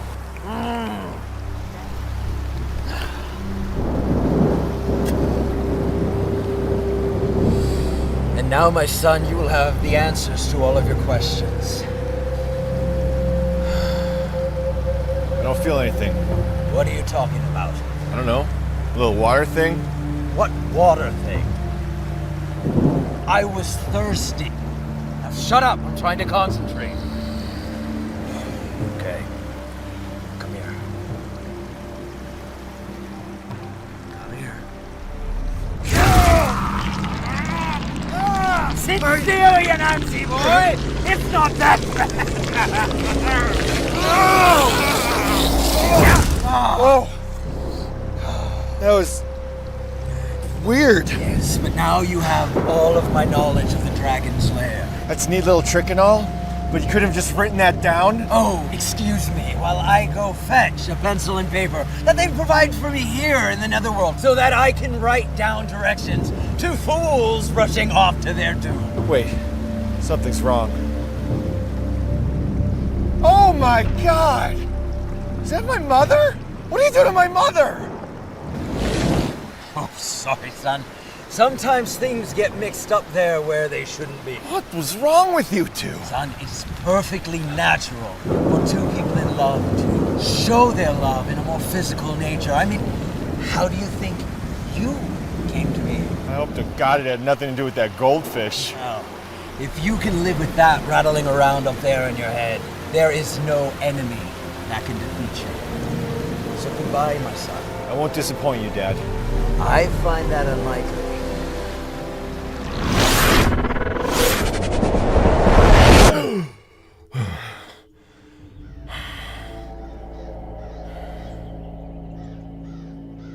I did it! Oh God! Marcus! Marcus, something's gone horribly wrong! It's out of control! It's gonna kill us all! Gotta be kidding me. Oh. I don't think that's a zombie. Of course, barbarians have copper. Great. Wait. Don't touch the magic marks. Oh no, you did. Hey, ladies, calm down. There's enough loot for me and definitely you. There's a lot for you. Ooh, silver. Huzzah! Oh, hey, you're not dead. Seriously, guys, I was out for what? 2 minutes? And it was a very sad 2 minutes for everybody. I tried to sing a song in your honor. Someone threatened to bury me with you. What the hell was that all about? I don't need some kid doing voodoo over me. Don't worry about that. That was just some BS I told him to get him out of our hair so we could, split up your loot. The world is a dangerous place. There's not some monster trying to eat you. There's a band of highwaymen trying to cut you down for the copper in your purse. I put together this little group of adventurers so we could protect each other from those dangers. I don't think I need to hire a second group to protect me from the first. What happened to you anyway? I was in a surreal place, out of this world. Father was there with a really big cup. I don't care about any of that. Do you know how to find the dragon? Yes. Excellent. Can we get out of this thoroughly depressing graveyard? It's going to be a long and dangerous journey. Past the Lake of the Singing Mists. Through the endless fields. To the Sword-Tip Mountains. Those are terrible names. If you sing about them, I will strike you. A journey? What should I do? Well, see that box over there? That one? Go get it. Of course! Hey, wait, with that box, when you touch you break everything nice that I own. Wait, guys, you're not just gonna leave him. Oh, yes, we absolutely are. You see what happens when you put a barbarian in charge? Nothing gets done. Guys! To the Lake of Endless Singing!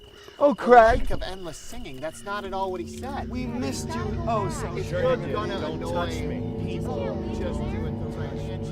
Stop. He's getting left.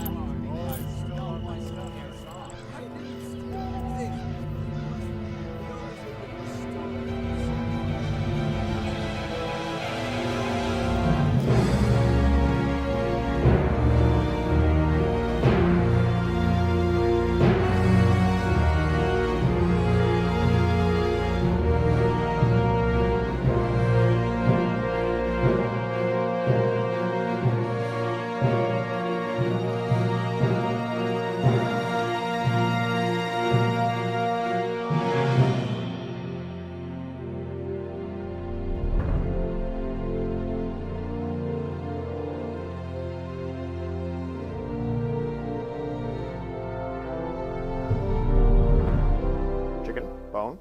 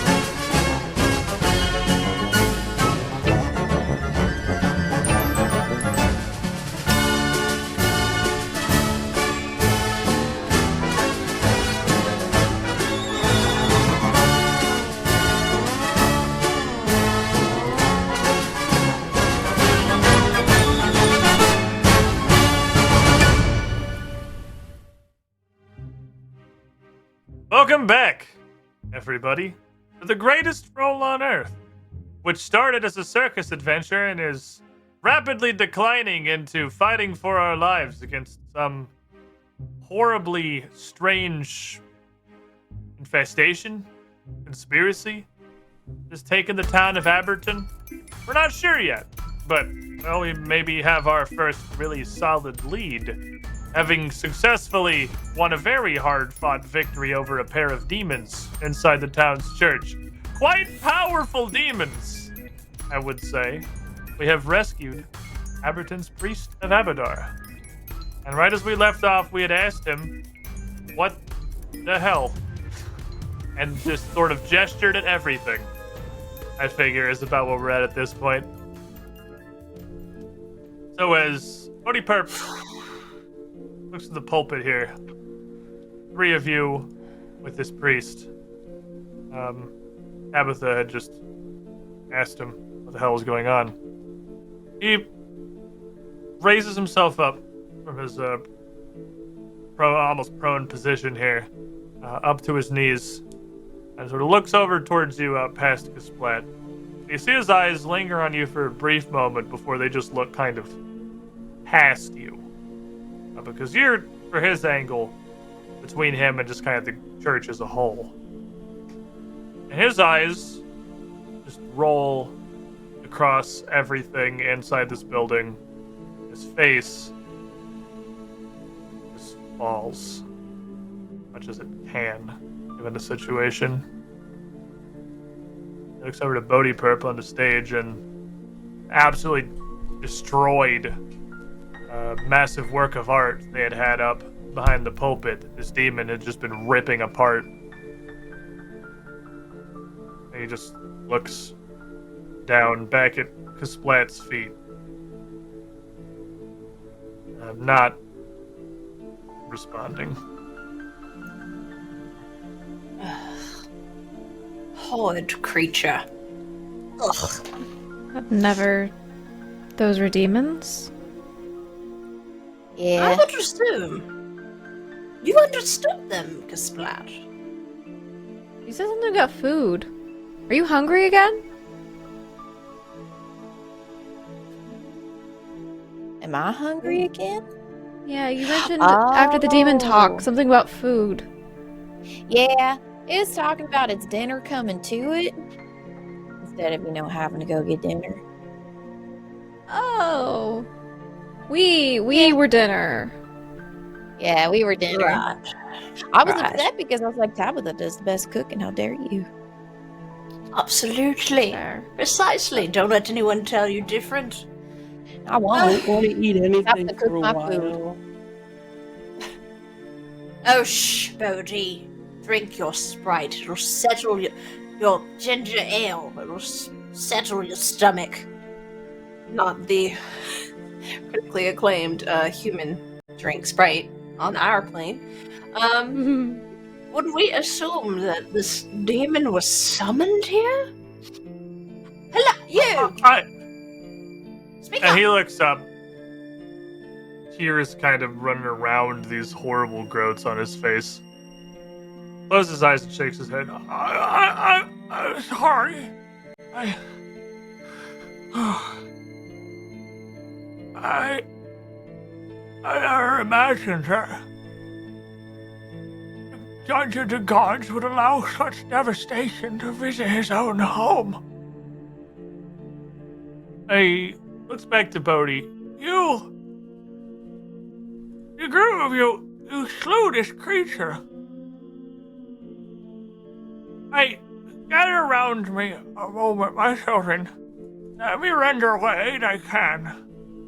And so just gestures for Bodhi Perp to come over, and Vera and Tabitha get a little bit closer.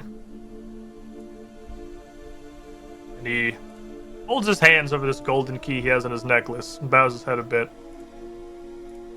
I am a great Abadar. There these heroes from their suffering.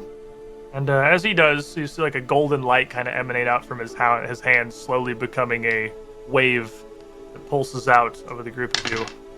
And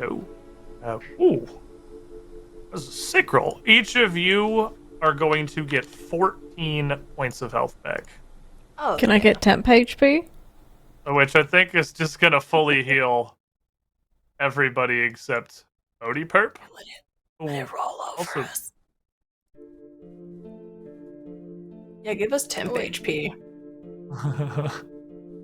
can Yeah, have I'm temp almost HP. back at full, but not.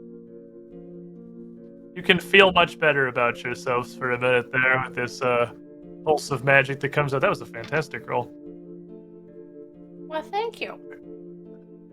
At generous. least I can offer what little magic I have left. Let me tell you what I know. A group came into the church yesterday evening. During your show, I believe, if not briefly before it, there was a hulking demon in a hooded round robe. That creature there. And he points at the goat demon. He came with a small bat-like closet, I believe, and two masked men. It looked oddly familiar to me, but I couldn't place them to their masks. They were clear in their intentions, and I tried to fight them as I could, but I was no match for a group of them. I took cover to one place I knew the gold-fisted would not allow these demons to pierce. And he gestures back through me. He was in his holy vault. And by his grace, he forsook the chase and spared me my life. But the cost of all out here, it seems. Oh, how dreadful. Ugh. Masks. Creatures. Ugh. If only someone was trained in religion, they could tell us more. I know a little bit about Jesus. Oh, please, I will make room for Kasplat. Oh, please do have a crack at it. I feel like Kasplat's just surprising everybody today. Oh no, it's wonderful. Extensive demonic knowledge that Kasplat has for some reason. Yep. Kasplat had All a right, life let me before the roll circus. that religion. I don't know enough about Jesus though. I only got a 6. More than me. It was a bad roll plus what I know. All I can say for certain is that the closet that I saw, a small imp beast, is a lesser demon, one of the weakest forms of those that inherit the abyss. This, he gestures out towards the goat thing, this creature, it is a demon of wrath, a sin far more powerful. It would take a dedicated and skilled conjurer to summon it to this world. Nobody in Abberton would. Abberton would or could do such a thing. How would they? Why would they? I mean, the Druid hates humanity, hates this town. Maybe her wrath manifested this demon. Truth be told, I have very little interaction with the Druids of the Hermitage. We do not see much in common, you see. Their worship of Gazra is powerfully at odds with the true golden light that Abadar provides to his people and his towns. It is a philosophical disagreement, you see. We are friendly enough, but they've no reason to visit me, and I none to see them. But I've heard nothing of ill about them. I heard they were perfectly nice folk from all I've heard from those who gather under my roof. I wonder if we could find one of the masks around here. But this just screams. Just debauchery. Those druids really have it out for us. They do. Can you describe the mask a little more, perhaps? Of these masked men? Little more than simple bandanas to conceal their face, nothing elaborate. They were taking pains to hide, and you see his eyes shift a little bit through the door. And as you turn to look, you see a masked man in the doorway. And the priest just kind of raises a hand and points out, pointlessly, as everyone's already seen him by this point. As the man steps in the doorway here, kind of looks down at the demons on the ground in front of him. He's got a long sword unsheathed in his right hand, and some thick leather armor, kind of ill-fitting, drawn around him as he comes in and looks over the corner across the group of you. Doesn't say anything first, just looks. Well? Who are you?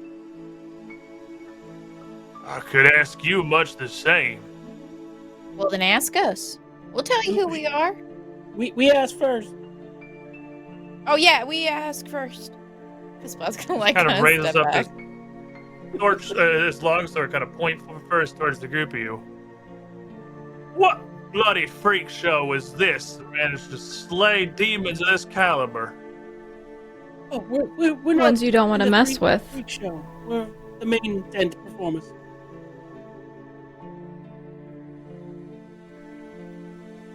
He kind of looks at Bodhi Perp, looks up at the priest. What are you doing here? You just happen to wander in, do a little bit of heroic service for the town while you're around? Kind of smirking. We could quite ask you the same, as you and your dastardly visage may have had something to do with this mess. What are you doing? Cavorting with the devil? Bringing them back to harangue this poor church? He takes a couple of steps into the building here. I suppose Vera's gonna raise her hand. Don't come closer, or you will regret it. Please! Show me those so mighty. They can handle an abracandaloo I happen to wander into unprepared. I look You know over at nothing. Tabitha.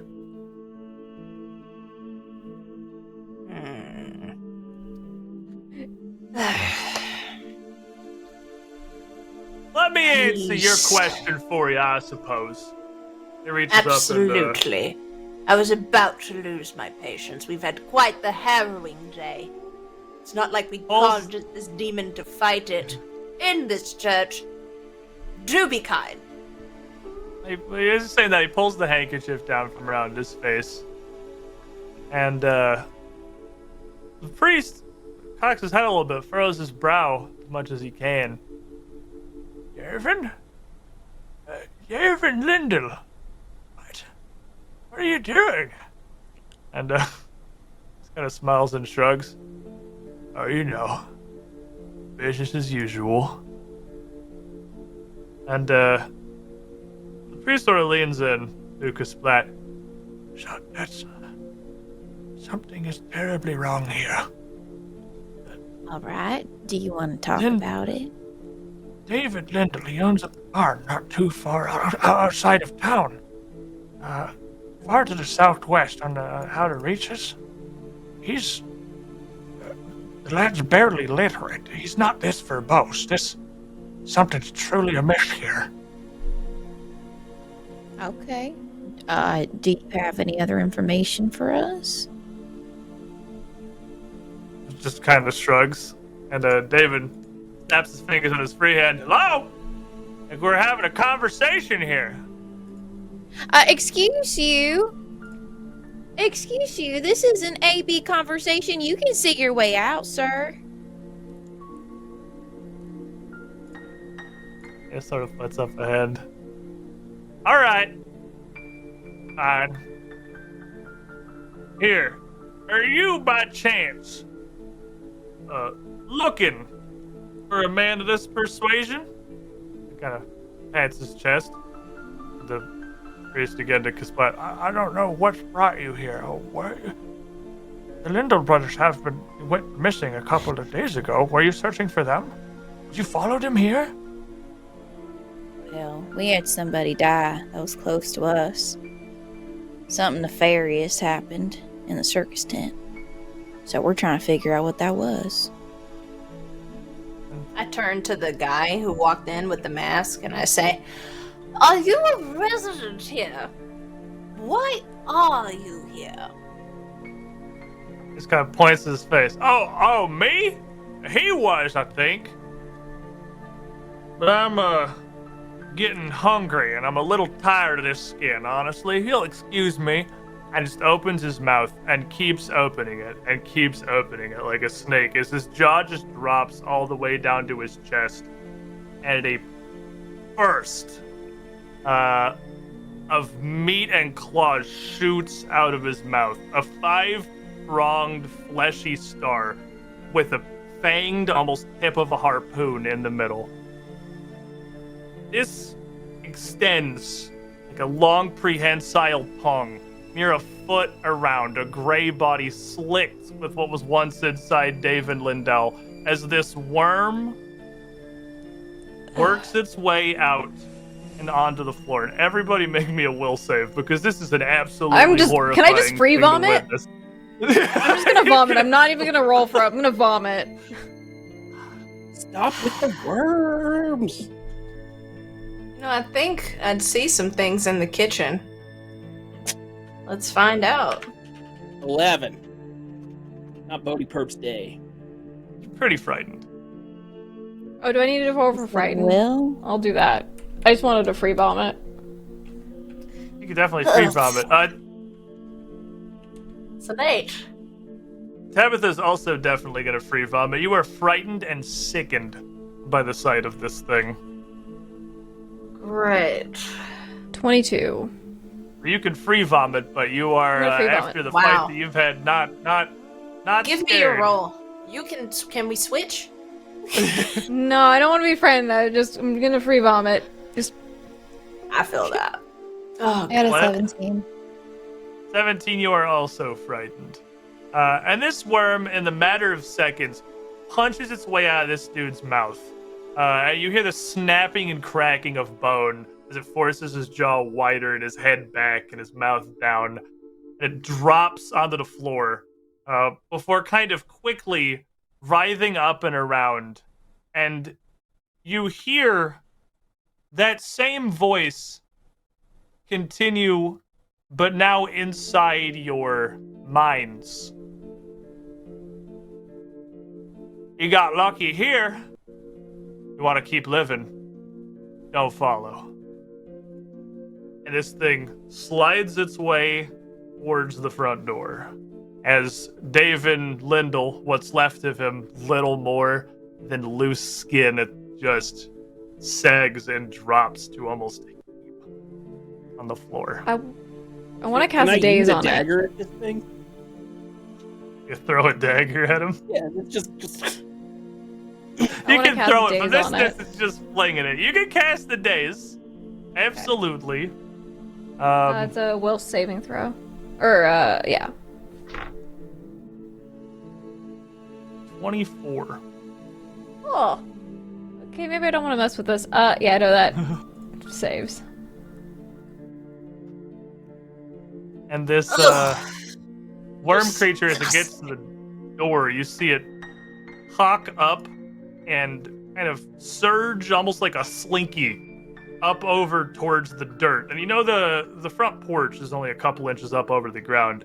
It shoots straight down onto the dirt and just keeps going down. Its tail barbed with a massive hook whipping up behind it and also disappearing down into the ground.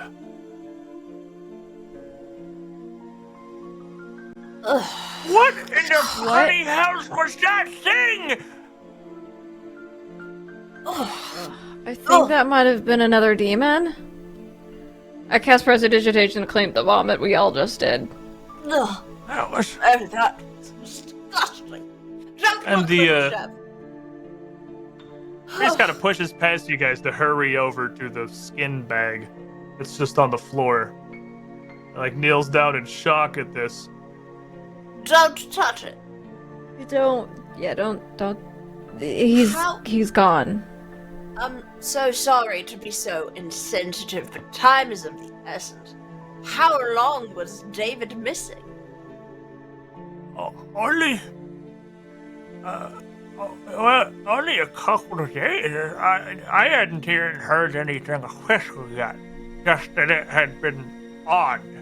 I mean, the Lindell boys, they're young and headstrong, and it ain't out of the ordinary for them to take off on a hunting trip or something similar without really telling anyone in any of their family. But...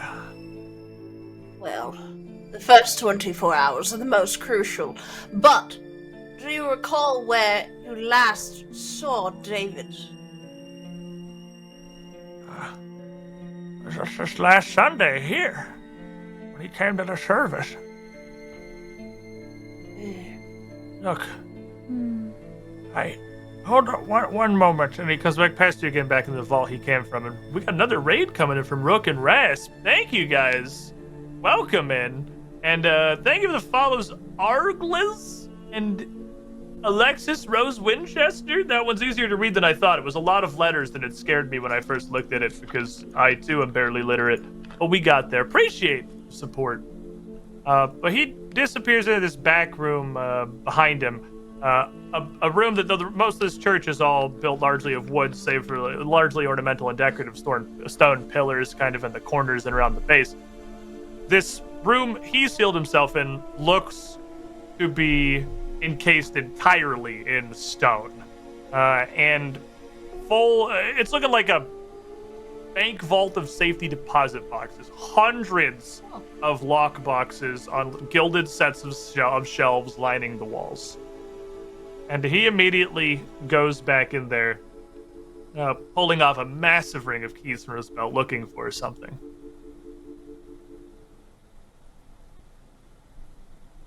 Does anyone have any thoughts about what we've just observed? Because it's... we need to see. Bodhi, are you okay?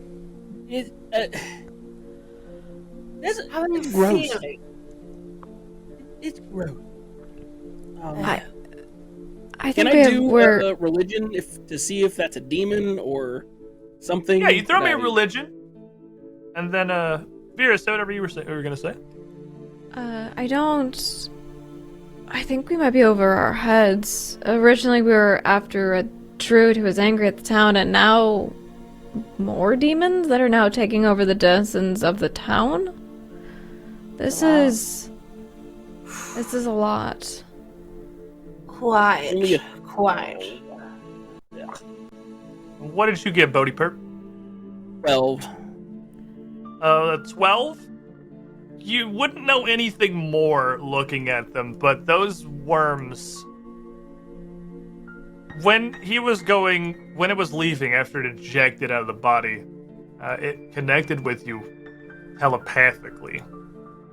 That, and something about just the way that it looks, the strange misshapen form of it, said it doesn't seem to really have any biology. Its face, its jaws, it looked like they were really for consuming so much as just destruction.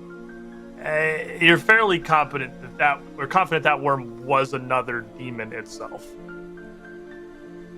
It may be another demon, but I just don't know enough. It's not really my area. Would I know anything with occultism?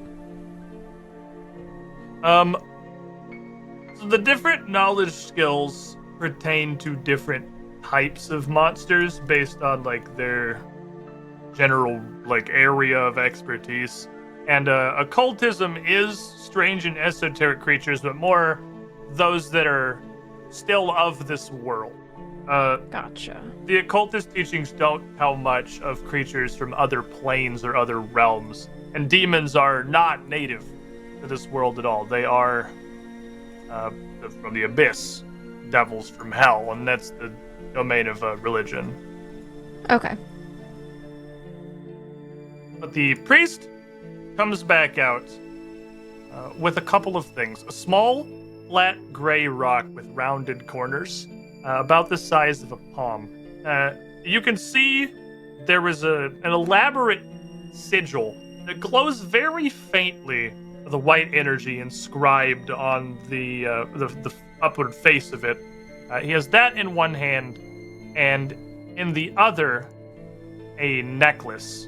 A simple silver brooch shaped almost like a kite shield that kind of half ellipse with a nearly pointed rounded base with a triangular blue, very small gemstone set in the center of it. It's quite a small brooch on a very basic chain. He brings the two of these things out to the group of you. I know that for whatever reasons he has, Aberdor himself has delivered you to me this day, and your circus perhaps to Aberton. Here, please, take these. Ugh. I'm gonna let Tabitha take them because I'm like, no. Well, thank you. And I look at these items. Ooh, do I have detect magic? I think You I can, have but he's an also aura. I do. Yeah. I You do can have also detect definitely just tell you what they are because he's handing them to you and he knows what they do. Right, what are they? But that necklace, it's a brooch with abjurative words upon it that shields the bearer against, simplistic force attacks. It's not unheard of for demons and their ilk or simple conjurers to make them. Any kind of, I believe, magic missiles, as wizards call it, will be redirected and absorbed entirely by the brooch. And that stone, that's a rune stone. It bears upon it a sigil of potency.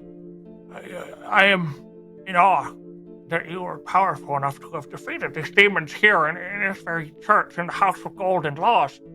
But I wish to aid you in what way I can. This rune stone can be applied, a weapon, to aid it, to guide a sword or sharpen an arrowhead and home into its point. The gods themselves are behind you. I could help you apply it even if necessary. Ah, wonderful, wonderful. I will say, I do believe that Bodhi might deserve this brooch more than most, but you all can decide who needs it. I think Bodhi needs it a little bit more. Protect Bodhi. Yes, Is it because I've almost died 4 times in 24 hours? Yes. There's no sugarcoating it, yes. We're worried about you. That's fair. We should I'm a have just little left worried you myself. back in the tent, honestly. Now, weapons. Vera or Seum? Look at me. Vera or Kasplat? I Which do one not is use it? a weapon. do not- Splat, you I are- think you it are- might be good for your axe. Absolutely. Ooh. That sounds No, Yeah, good. you had you like can a help. bow. There you go. Thank you. This sigil is a simplistic one. It's a very minor variety, but the magical enhancement will allow an axe to bear a balance beyond that which is possible through traditional or mundane means. And even so, to put more weight behind its head as it swings. It's a simple work, but an elegant one in its own way. I only pray that it aids you in wherever your travels take you next. I don't think we're going to be I- leaving anytime soon. Not. We need to rest. Absolutely. I'm very tired. I'm sorry, there's not more that I can do to aid you. Especially you, Justice to the Gnome. You... Oh, by the gods. I have had little time for introductions, I'm afraid, but You can trust that I am indebted to, what is it, the Circus of Wayward Wonders was your title? For this lifetime and perhaps the next. If we should meet in the golden roads of Axis on high, and adjacent to the heavens, I'll aid you there as well. I don't know there's much more that I can tell you for now. Is there anything you have seen, anything you have learned? What led you to my doorstep other than divine providence?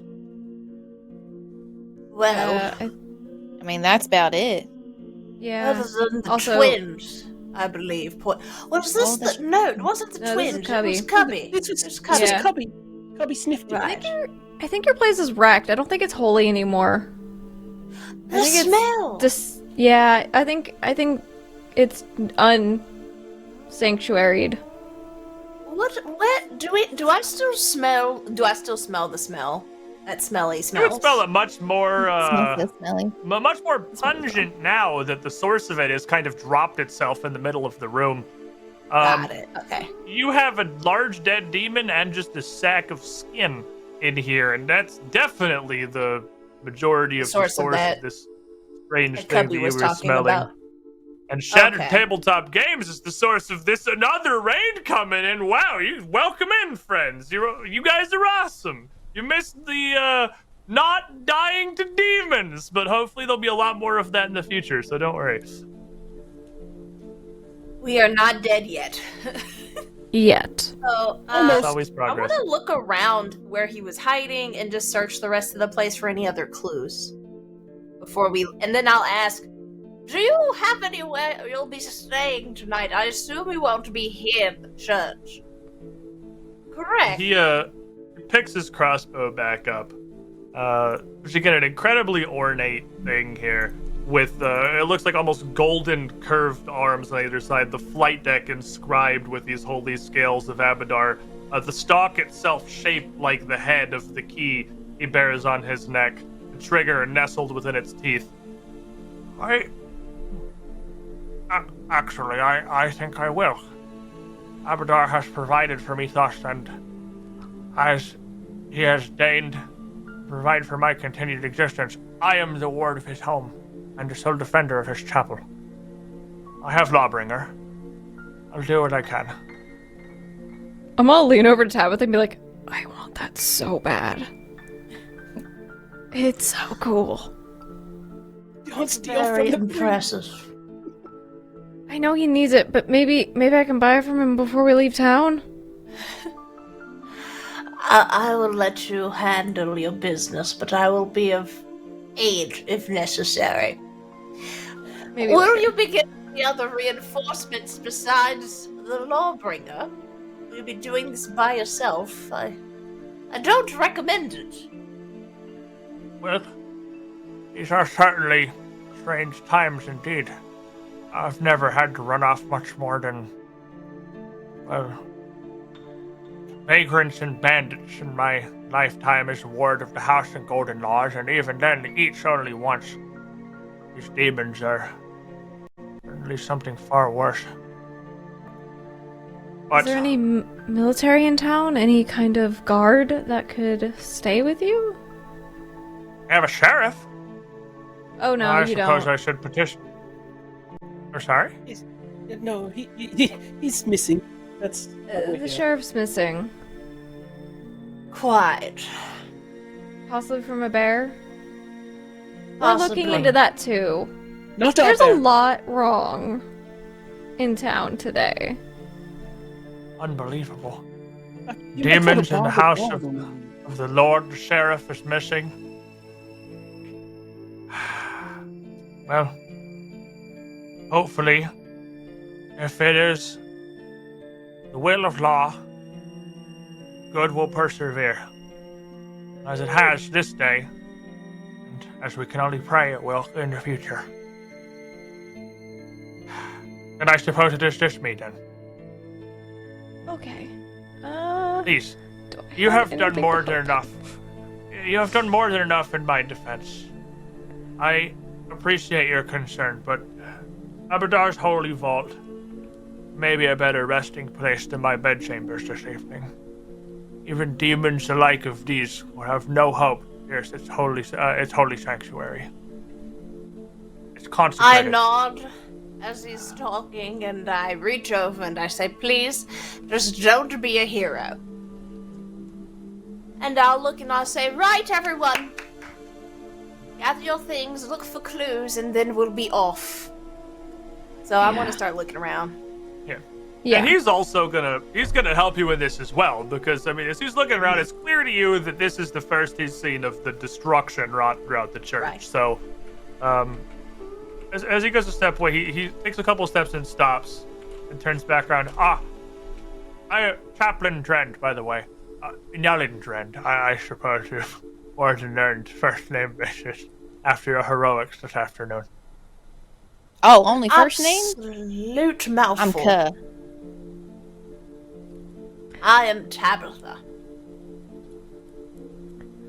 Vera. Bodhi Spoot. Bodhi Pup Wonder Spoot. Oh, God, I'm so injured. We had it in the beginning and we lost it. Oh, I'm so injured. No. Bodhi Pup Wonder Spoot, and this is ballast. That's your first. That's your what first name? This is all one. Oh, what? Drend makes his way straight to the pulpit to just sort of look over the room and look through the storage and see the worst of it. And I would like to take the liberty of assuming, Bodhi, you didn't pilfer that little golden scale, did you? I mean, you didn't really have a lot of opportunity, I suppose. No, I don't want to. It's still there? Okay. But the rest of you, as you're looking through, make me some perception checks. Okay. What? Dirty 20. Dirty 20. Vera, we'll start with you. As you go to look around the chamber here, the first and most obvious thing to look at, perhaps, is the pair of demons. They're the ones that have come here from wherever for whatever reason. And you would see, first, this large goat-like beast that had taken a swipe at you. Yeah. He's got tattered brown rags of a traveling cloak trailing behind him. It looks like it once had a hood that had been very unceremoniously, you're not even sure if ripped off is the correct term, so much as shredded. But looking at this, given the damage it's taken from this creature's continued existence and from the battle, you can see that it once had an emblem stitched across the back that at some point has come off entirely, and you find it underneath the pews. A detached, large symbol that depicts a green curved leaf, exactly identical to the one you found on the backpack on your campgrounds. All right, I'm gonna take that and I'm gonna put it into my bag. So Chelsea, I see a 24 in there. Yes, I also got a You go to 24. the two of you head to the other demon, this small little imp, who bears no such cloak or anything. But what he does have is a very small little pendant that has been knocked into the ground by this massive blow from Kasplat at the beginning of the fight here. The thin thread that it was attached to having been completely popped as it just burst this thing off. And it's a tiny little alabaster carving, maybe the size of a thumb, of an angel, or something similar to it, a woman with large feathery wings, the top of which extend up over her head, folded against her back, and her head bowed, covered by her two folded palms. Weeping angels? Right. Quite. I didn't know where to deal with that. It is good that I know demon language. How about you, Bodhi Perp? I'm still just kind of hanging out up here, overseeing all the stuff. Can I go over the worm guy's body? Yeah, absolutely. It's an 18 on a perception.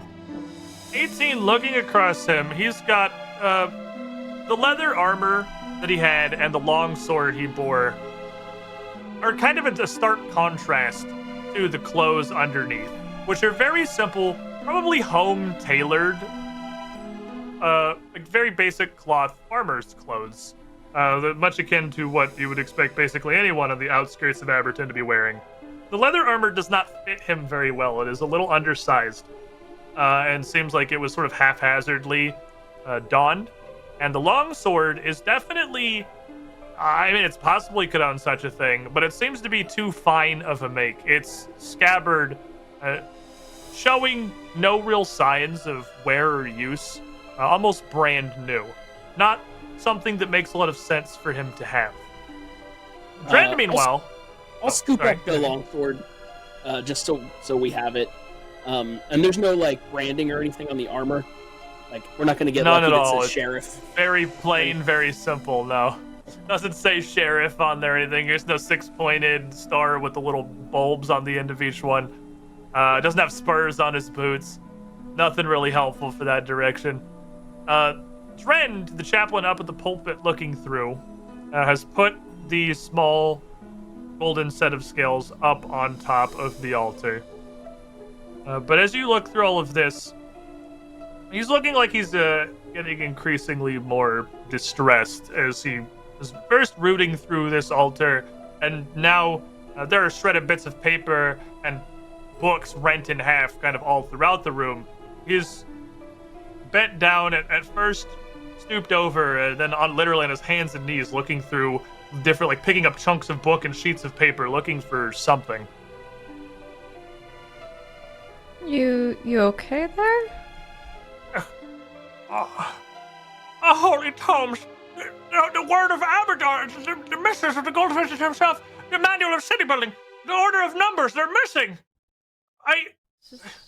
So your holy books are missing. I don't see any of their pages among this refuge. None of this, and he's going through, none of this matches. It doesn't look like they've been destroyed. They've taken them, but why?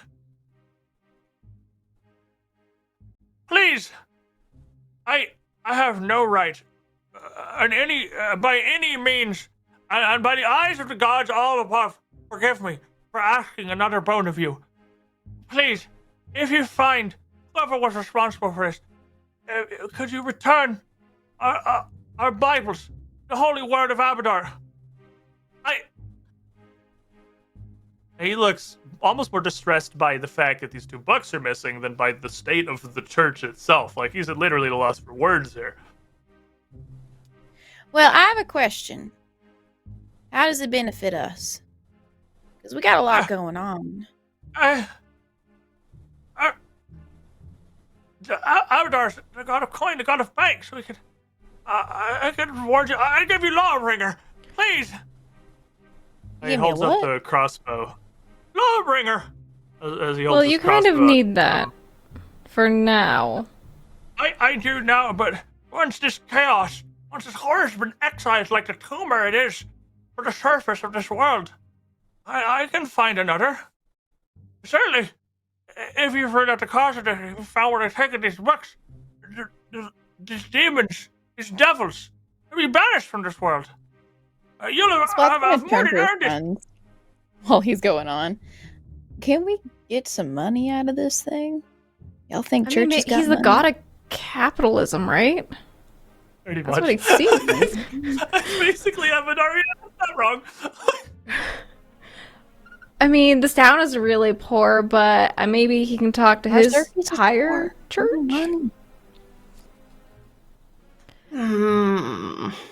Scales are probably worth something.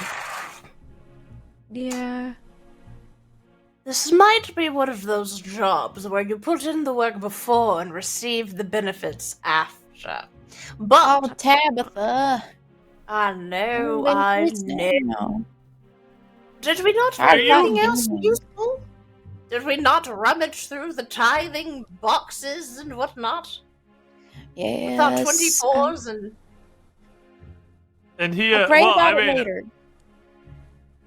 you're going through they didn't appear to get any further than this front room, so I imagine if you're searching for clues and stuff, it'd be like in the front room here. You're not like pilfering through the storage vault. But as you're discussing Oh, I here, was I looking imagine this is not a everywhere. super I wanted subtle. to look all over. Fair enough. He is definitely going to head back into that Went over vault. every pew. And you hear some more rustling and jangling, and he comes back out. Please, 25 gold pieces. This is my personal.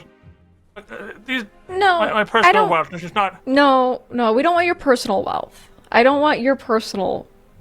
I'll take hers as well. Like, Well, 50 gold for me sounds great. well, I don't have a 25 for each of you. 25. you mean in was- total? Have you seen this beard? It takes a lot of money to groom it and keep it perfect for the circus. She's just like pulling all the way down her beard. Make me a diplomacy. So, One of you guys make me a diplomacy check. You're all here, so it can be any Also- of you. just in case Sam doesn't know, Pathfinder 2 is a silver economy. Oh, 25 every gold's a silver, lot. that's what I That's said a the ton first of money, time. actually. So it's like $500 for this. 25 gold is a we're lot of taking money. his life savings. I just want to We rip did the save church his off, life. not him. This is Just like a saying. yearly income for your average Dad townsfolk, has if not. no idea what it's like in the outside world. She's just thinking of like her close love it so friends and family. The I splat's got a like 19. 50 gold. Ugh. 19. Disgusting. And he goes back into the vault again. You can hear some more like rooting and rustling and jangling, some boxes shuffling around. And he comes back out with 3 small glass like filters of water, wide bulbous base and then a narrow neck, a couple of inches long, that are capped over with a golden metal stopper that's sort of secured over the lip at the top of the thing. Each of them emblazoned again with this golden symbol of the key on one side and the scales on the other. Here, 3. All that we have in stock at the moment that we have in the back that's been prepared. 3 filters of holy water. Not only are they valuable, certainly they would aid you if there are demons about. I am thirsty.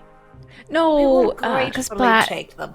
We will gratefully take them. And when drink we 'em. recover your books, we hope to bring you back just a piece of the assistance you've given us. That I could never repay what you've done for me here today. It is by the grace of Abadar I live, but it is you that I owe my life.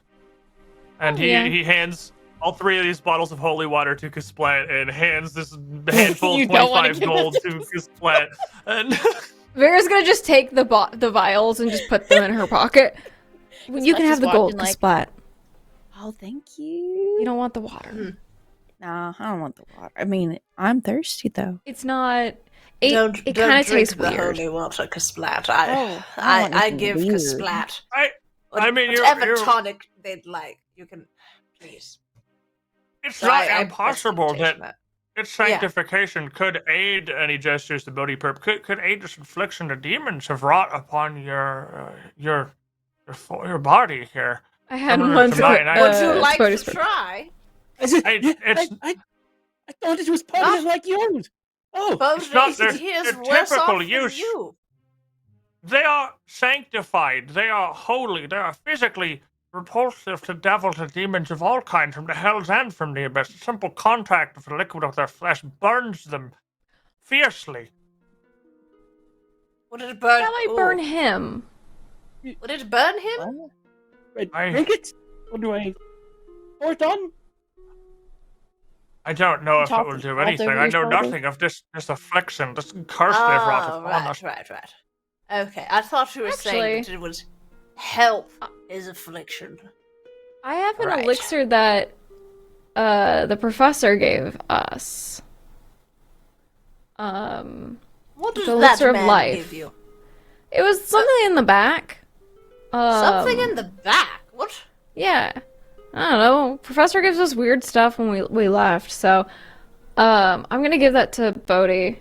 It's supposed to be you gain listed HP and gain an item bonus to saving throws against disease and poison for 10 minutes. Would that help? A little healing. Oh. I take it back. Nope, that's not that one. Try the holy water. You can't have this one. Can I dab No, this the one's holy more water, important. like perfume it like a pennies counter or something? There's not a ton that's in these, because It's a the vial. sanctified water itself is quite potent.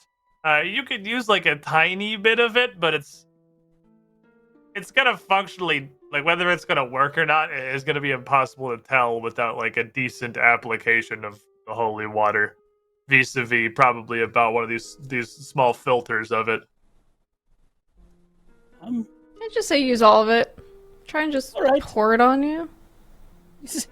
Take a little Bodhi bath and dump it on there. So as you I, like, pour this rub it holy in the water wound good. over these strange, like, tumorous growths that have wrought themselves across the side of Bodhi's face and his shoulders, he is wet now. And now you have 2 holy waters. Cool. Well, it was worth a shot. Can I prestidigitation it back into the bottle? No. Oh.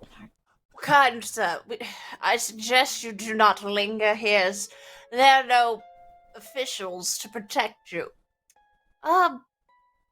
Try to gather with the other citizens and don't be alone at night.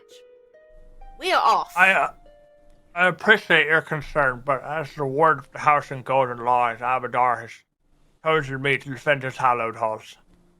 I can't leave them unmanned and unattended, not with demon plague come to Aberton.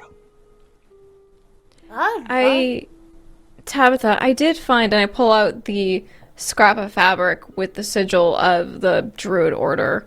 This was on the demon. It was on its cloak. Do I recognize this? Yes. You definitely recognize it's the same thing from the backpack, yeah. I'm gonna look at the group. I think we need to take a detour over to the Druids and talk with them. Well, and that's the same symbol that was on the bag, right? Yep. Yeah. Found in the wood? Okay. Oh, these mongrels. I'll hiss when I see it. It's really just kind of making me mad. Bear poison or something? Something to fight off? Because they're sure to like be bear animals, spray? right? I don't think we'll So we need need the bear spray. bears. Or we can bring our bear. And then Oh, we have a very bear to fight our bear. But I don't think our bear is a fighting bear. They're very gentle, mostly. Like me. Right, right. Precisely. What else? So, Cubby told us to go here to the church. And I'm talking to the group, not so loudly. Cubby told us to come here to the church. The twins, and we've already gone to the muggery as our last... a tall, burly lady told us to. So our last visit is The the Millers. family with the windmill. We have And the the Millers wasp. with the wasps. Right. The lady at the muggery mentioned something about the Lindell barn, I believe. Yeah, the barn is where and the then- Druid might be staying. Weird, I think She that said name head just to came the up. barn. Vanished. I am very tired. I am It's like... been a day. It has It's been a day. Do we have a I show? wonder if we should... Oh god, please don't tell me we have a show tonight. No, you don't have another show. You don't have another show like prepared. There's not one in the immediate future. Not for but the- resting certainly does not seem like it would be a terrible idea. I would love to sleep for like 8 hours and not move. We plan our next attack and go in the dead of morning. Sounds You good. did, Bright and early? I know the voice I'm doing for the chaplain here is incredibly difficult to understand.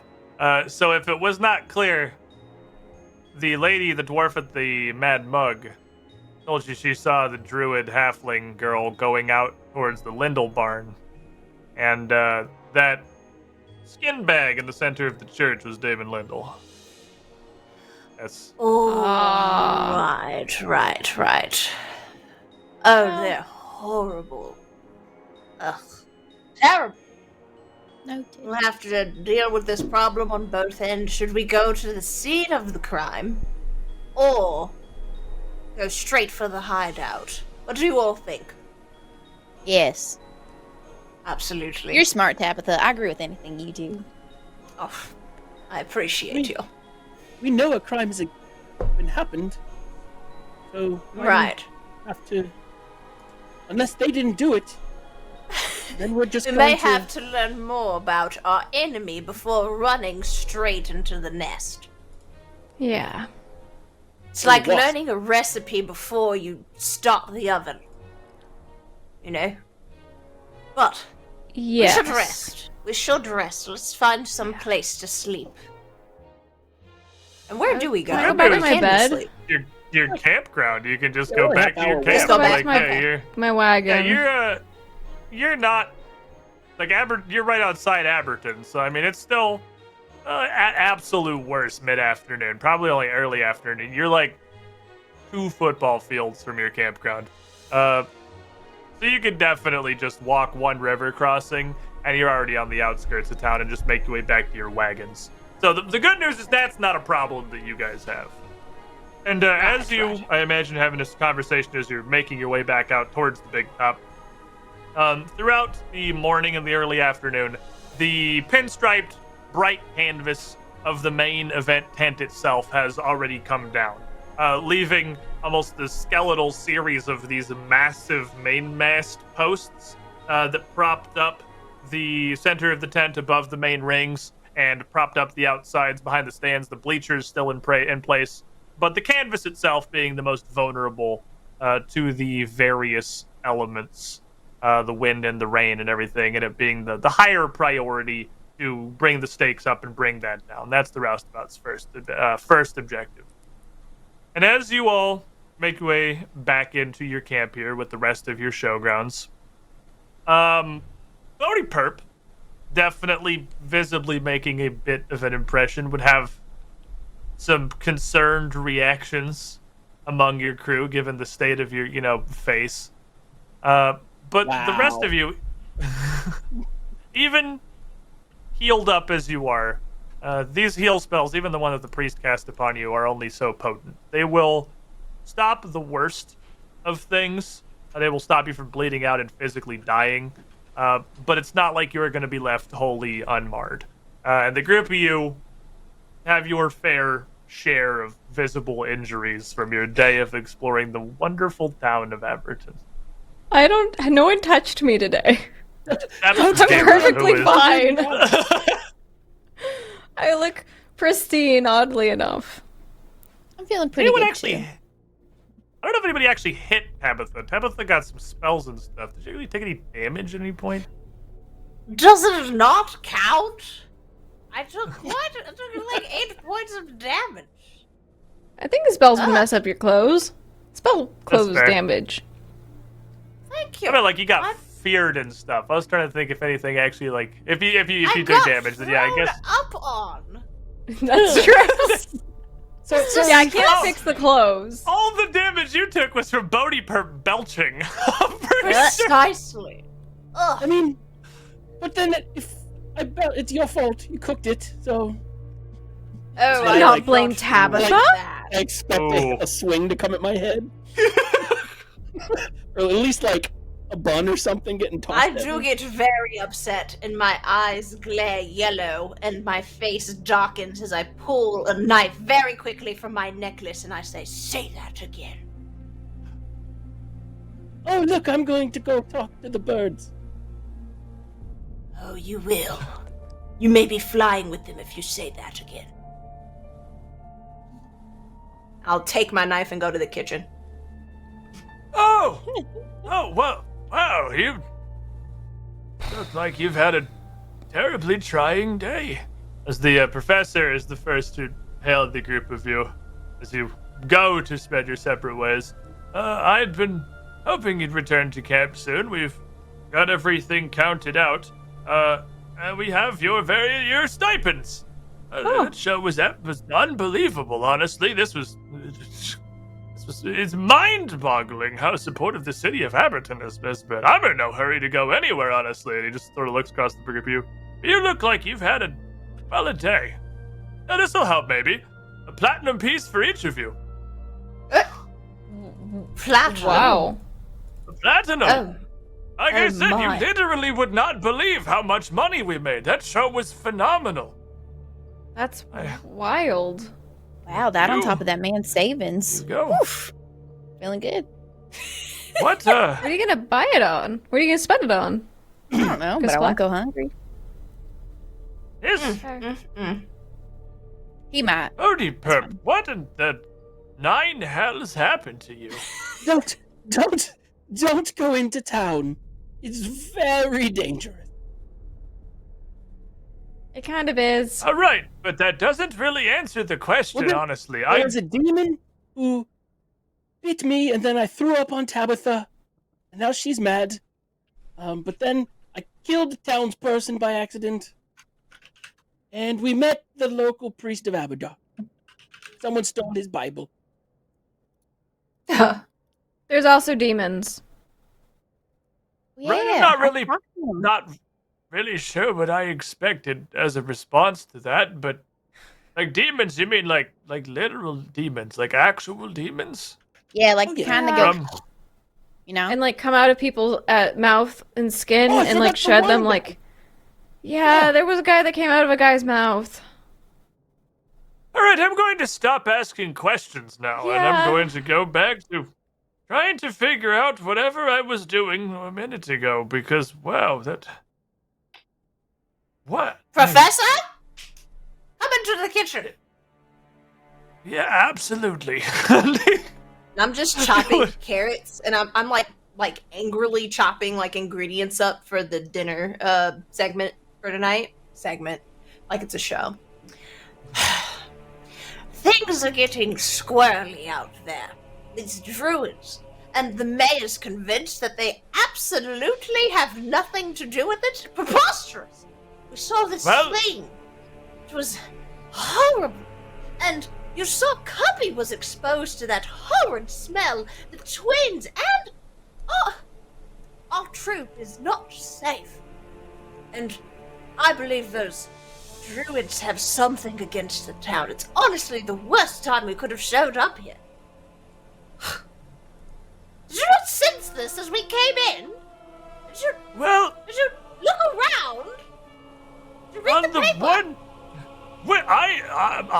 It was Thunder and I that organized this entire performance. We met with the mayor, I met with the priest. Most of our dealings were done within that very church, the Golden Laws or whatever they call it. Everything seemed perfectly fine and dandy up until, well, we tried to raise first curtain. I'll just slam my knives down. I'll say, well, I, for one, do not feel safe at all. Things are crawling quite literally out of people's skins. And when did we become a patrol? Well, So, when the mayor offered to pay us, I imagine is probably exactly when it happened. Speaking of which...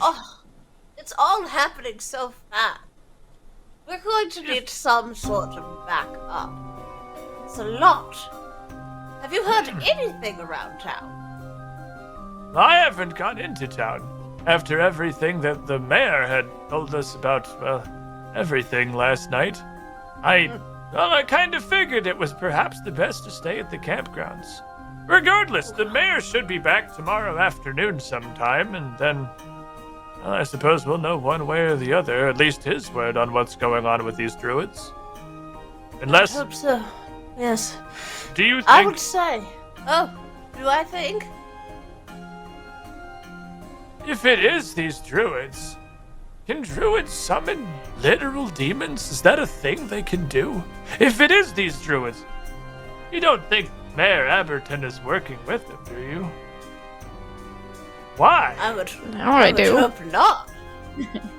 Well, it's his town. What would he stand to gain from its ruin? I am not a religious person, Professor. I've no idea what mages or wizards or whatnot are up to every hour of the day, but please increase all of the security here. Just have someone keeping eyes, because people are dropping left and right in town, and we are not very far from it. I can only keep my composure for so long, paid or not. We do have the money after that show to hire, well, proper mercenaries. Were we not in a town that doesn't have any? So hypothetically, yes, we could definitely hire more security. But Abberton's, let's go with humble is the word I'm going to use. Besides, we have Tahala, wherever she's gotten off to. People, even the rowdiest drunkards, generally calm down when presented with her. She is very intimidating. I hope we don't lose any more of our troop. I'll have finished dinner at this point. Like, everything's in the oven and prepped. And I'll join everyone back out in, like, the common area. And I'll say... do you have a sweet roll? As I'm always, so tired. Always. And I'll get out, like, a whole charcuterie board and just lay out all sorts of, like, dried meats and breads and cheeses. Prestidigitation. We're just gonna put her head down on the table and just like pull food towards her mouth, like just kind of like shoveling it. She's so tired. Of course. I've retrieved We have the quite cloak the clues. from my Quite tent the that is up, hiding all of the nonsense. If you would not very firmly stop her, Eliza, the snake charmer, would be set next to you, Bodhi Perp, with a little medical kit open on the ground, like trying to help with whatever it is you have kind of going on. Yeah. Bodhi Perp is it's not obvious at this point. If you have a strong enough opinion, Bodhi Perp will just listen to you. So. Oh. And you're sure this doesn't hurt at all, honey? This isn't... It looks like this should be causing you pain just touching it. No, it's like, it's just pressure. I feel the pressure, but not the pain. Well, I do think it might be... I don't know if it's just wishful thinking, but it almost seems like it's starting to fade a little bit, but... I ain't never seen nothing like this, I can tell you that for sure. Hold still, turn a little bit to your right. And she's gentle, but assertive, almost kind of going into like mom mode here, which is a thing that she's not, well, it is not unique to her around the circus sometimes. It's a role she's fulfilled. And across near this, the food near, I guess, Tabitha and Vera, you have Axel, Bird Kid, who's just kind of sitting there looking over at Bodhi Perp and Eliza. What?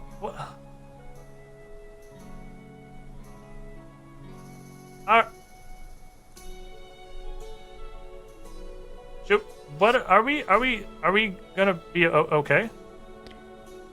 For Christ. Yeah, we'll be fine. We'll be fine. Just I heard. Yeah. A man came through. Just. I imagine at this point it would be, you got your food cooked and prepped and served. This is later in the evening, some hours after you return. A man came by.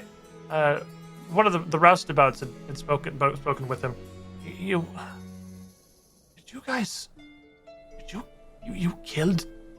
killed the demons? Where did you even find demons? I really wish I wouldn't have said anything. I hope that wasn't the priest. Are you like? Are you? Right. Is this Spit it circus? out. Isn't? Well, this. I don't know. It's. He's like. Is that not? That's it. You killed demons.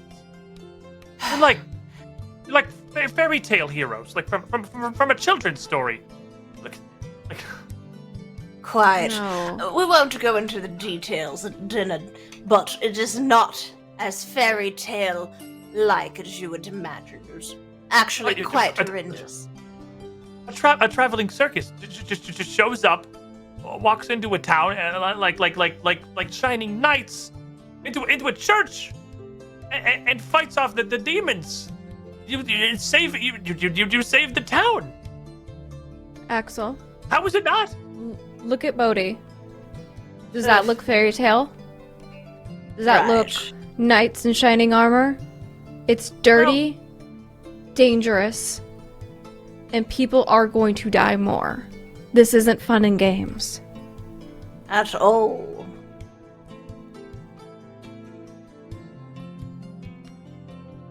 I understand if you're impressed, but we take a lot of hits on our side as well. It's not pretty or cute, as you would think. I'm sorry. It's okay. What I would prefer is everyone here. Yes, everyone. You need to keep your eyes and ears open. Things have gotten very dangerous in town, and as we know as our troop, we keep an eye and an ear out for each other. Anyone is missing for more than even a day's worth, I would say hours. Everyone should know. Right. We should know. I need everyone to have all hands and feet and snakes and animals on board. Things are getting hairy. But we will do our best and wait for the mayor and hope he brings good news. And then I'll sit back down and eat. I'm over it. Everyone kind of nods. Tabitha's done. Tabitha didn't sign up to be a hero. Tabitha signed up to go to a circus. And you get some nods, some assent. After kind of turning to your guidance for the show itself the night prior, you're all pretty long-term members of the circus here. You've already garnered a good amount of respect from your fellow circus family members. But after the stories they apparently have been hearing today, it has doubled, if not more so. They're absolutely aware, at least on some level, of the terrible things that are afoot here. On edge enough to ensure that there would be watches. There would be guards. There would be scrabbling together of what weapons you might collectively have on the off chance they become necessary should something happen again. And with your family's support here, the four of you would get a very well-earned night's rest. Ready for the following morning. A couple more avenues of investigation. There's this mill. There are quite a few things pointing out towards the Lindell barn. There is, of course, whatever the hell is going on at the Hermitage of Blessed Lightning, which is probably fine. It's probably fine. Probably. Mare will be back to tell us about it tomorrow, so, probably fine. But I think that's a perfectly good stopping point for us here tonight on our adventures in the greatest role on Earth. Having successfully defeated some demons, earned some new fancy shiny things, let us go around once more opposite style. Jared, you want to lead us with the outro? Introductions feels wrong when it's the end. Is there outroductions? Is that a thing? Can we do that? Yeah, sure. I'm Jared. You can find me here on the DAT Network. I'm one of the co-creative directors. Also, The Real Gobshite here on Twitch. And at Jared Hoy across all socials. That's it. Next. It's me.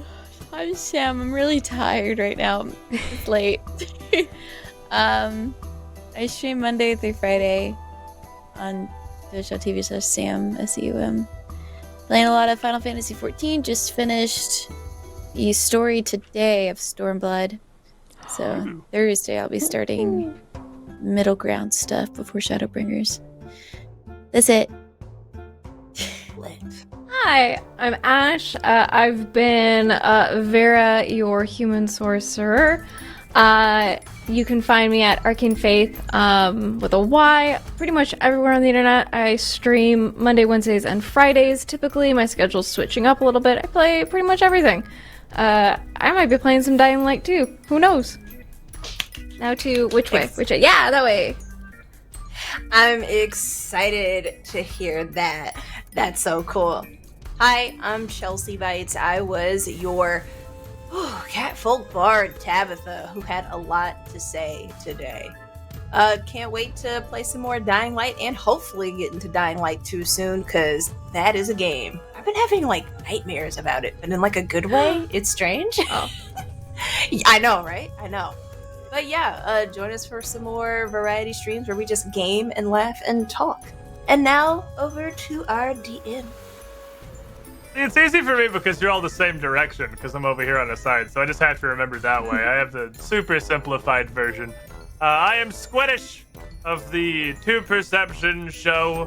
I have been the horrible demons today, as well as many other things, but that's definitely the primary. You can find me at twitch.tv/Squiiddish on my own personal channel, doing a bunch of dumb variety stuff throughout the week, and on the weekends at twitch.tv/officialpaiza with some more Pathfinder 2nd edition content. But thank you guys, all of you out there, for your support, your subs, your follows, all the raids, because we had a bunch of them, the donations, and the additional heaps of wild magic and shenanigans.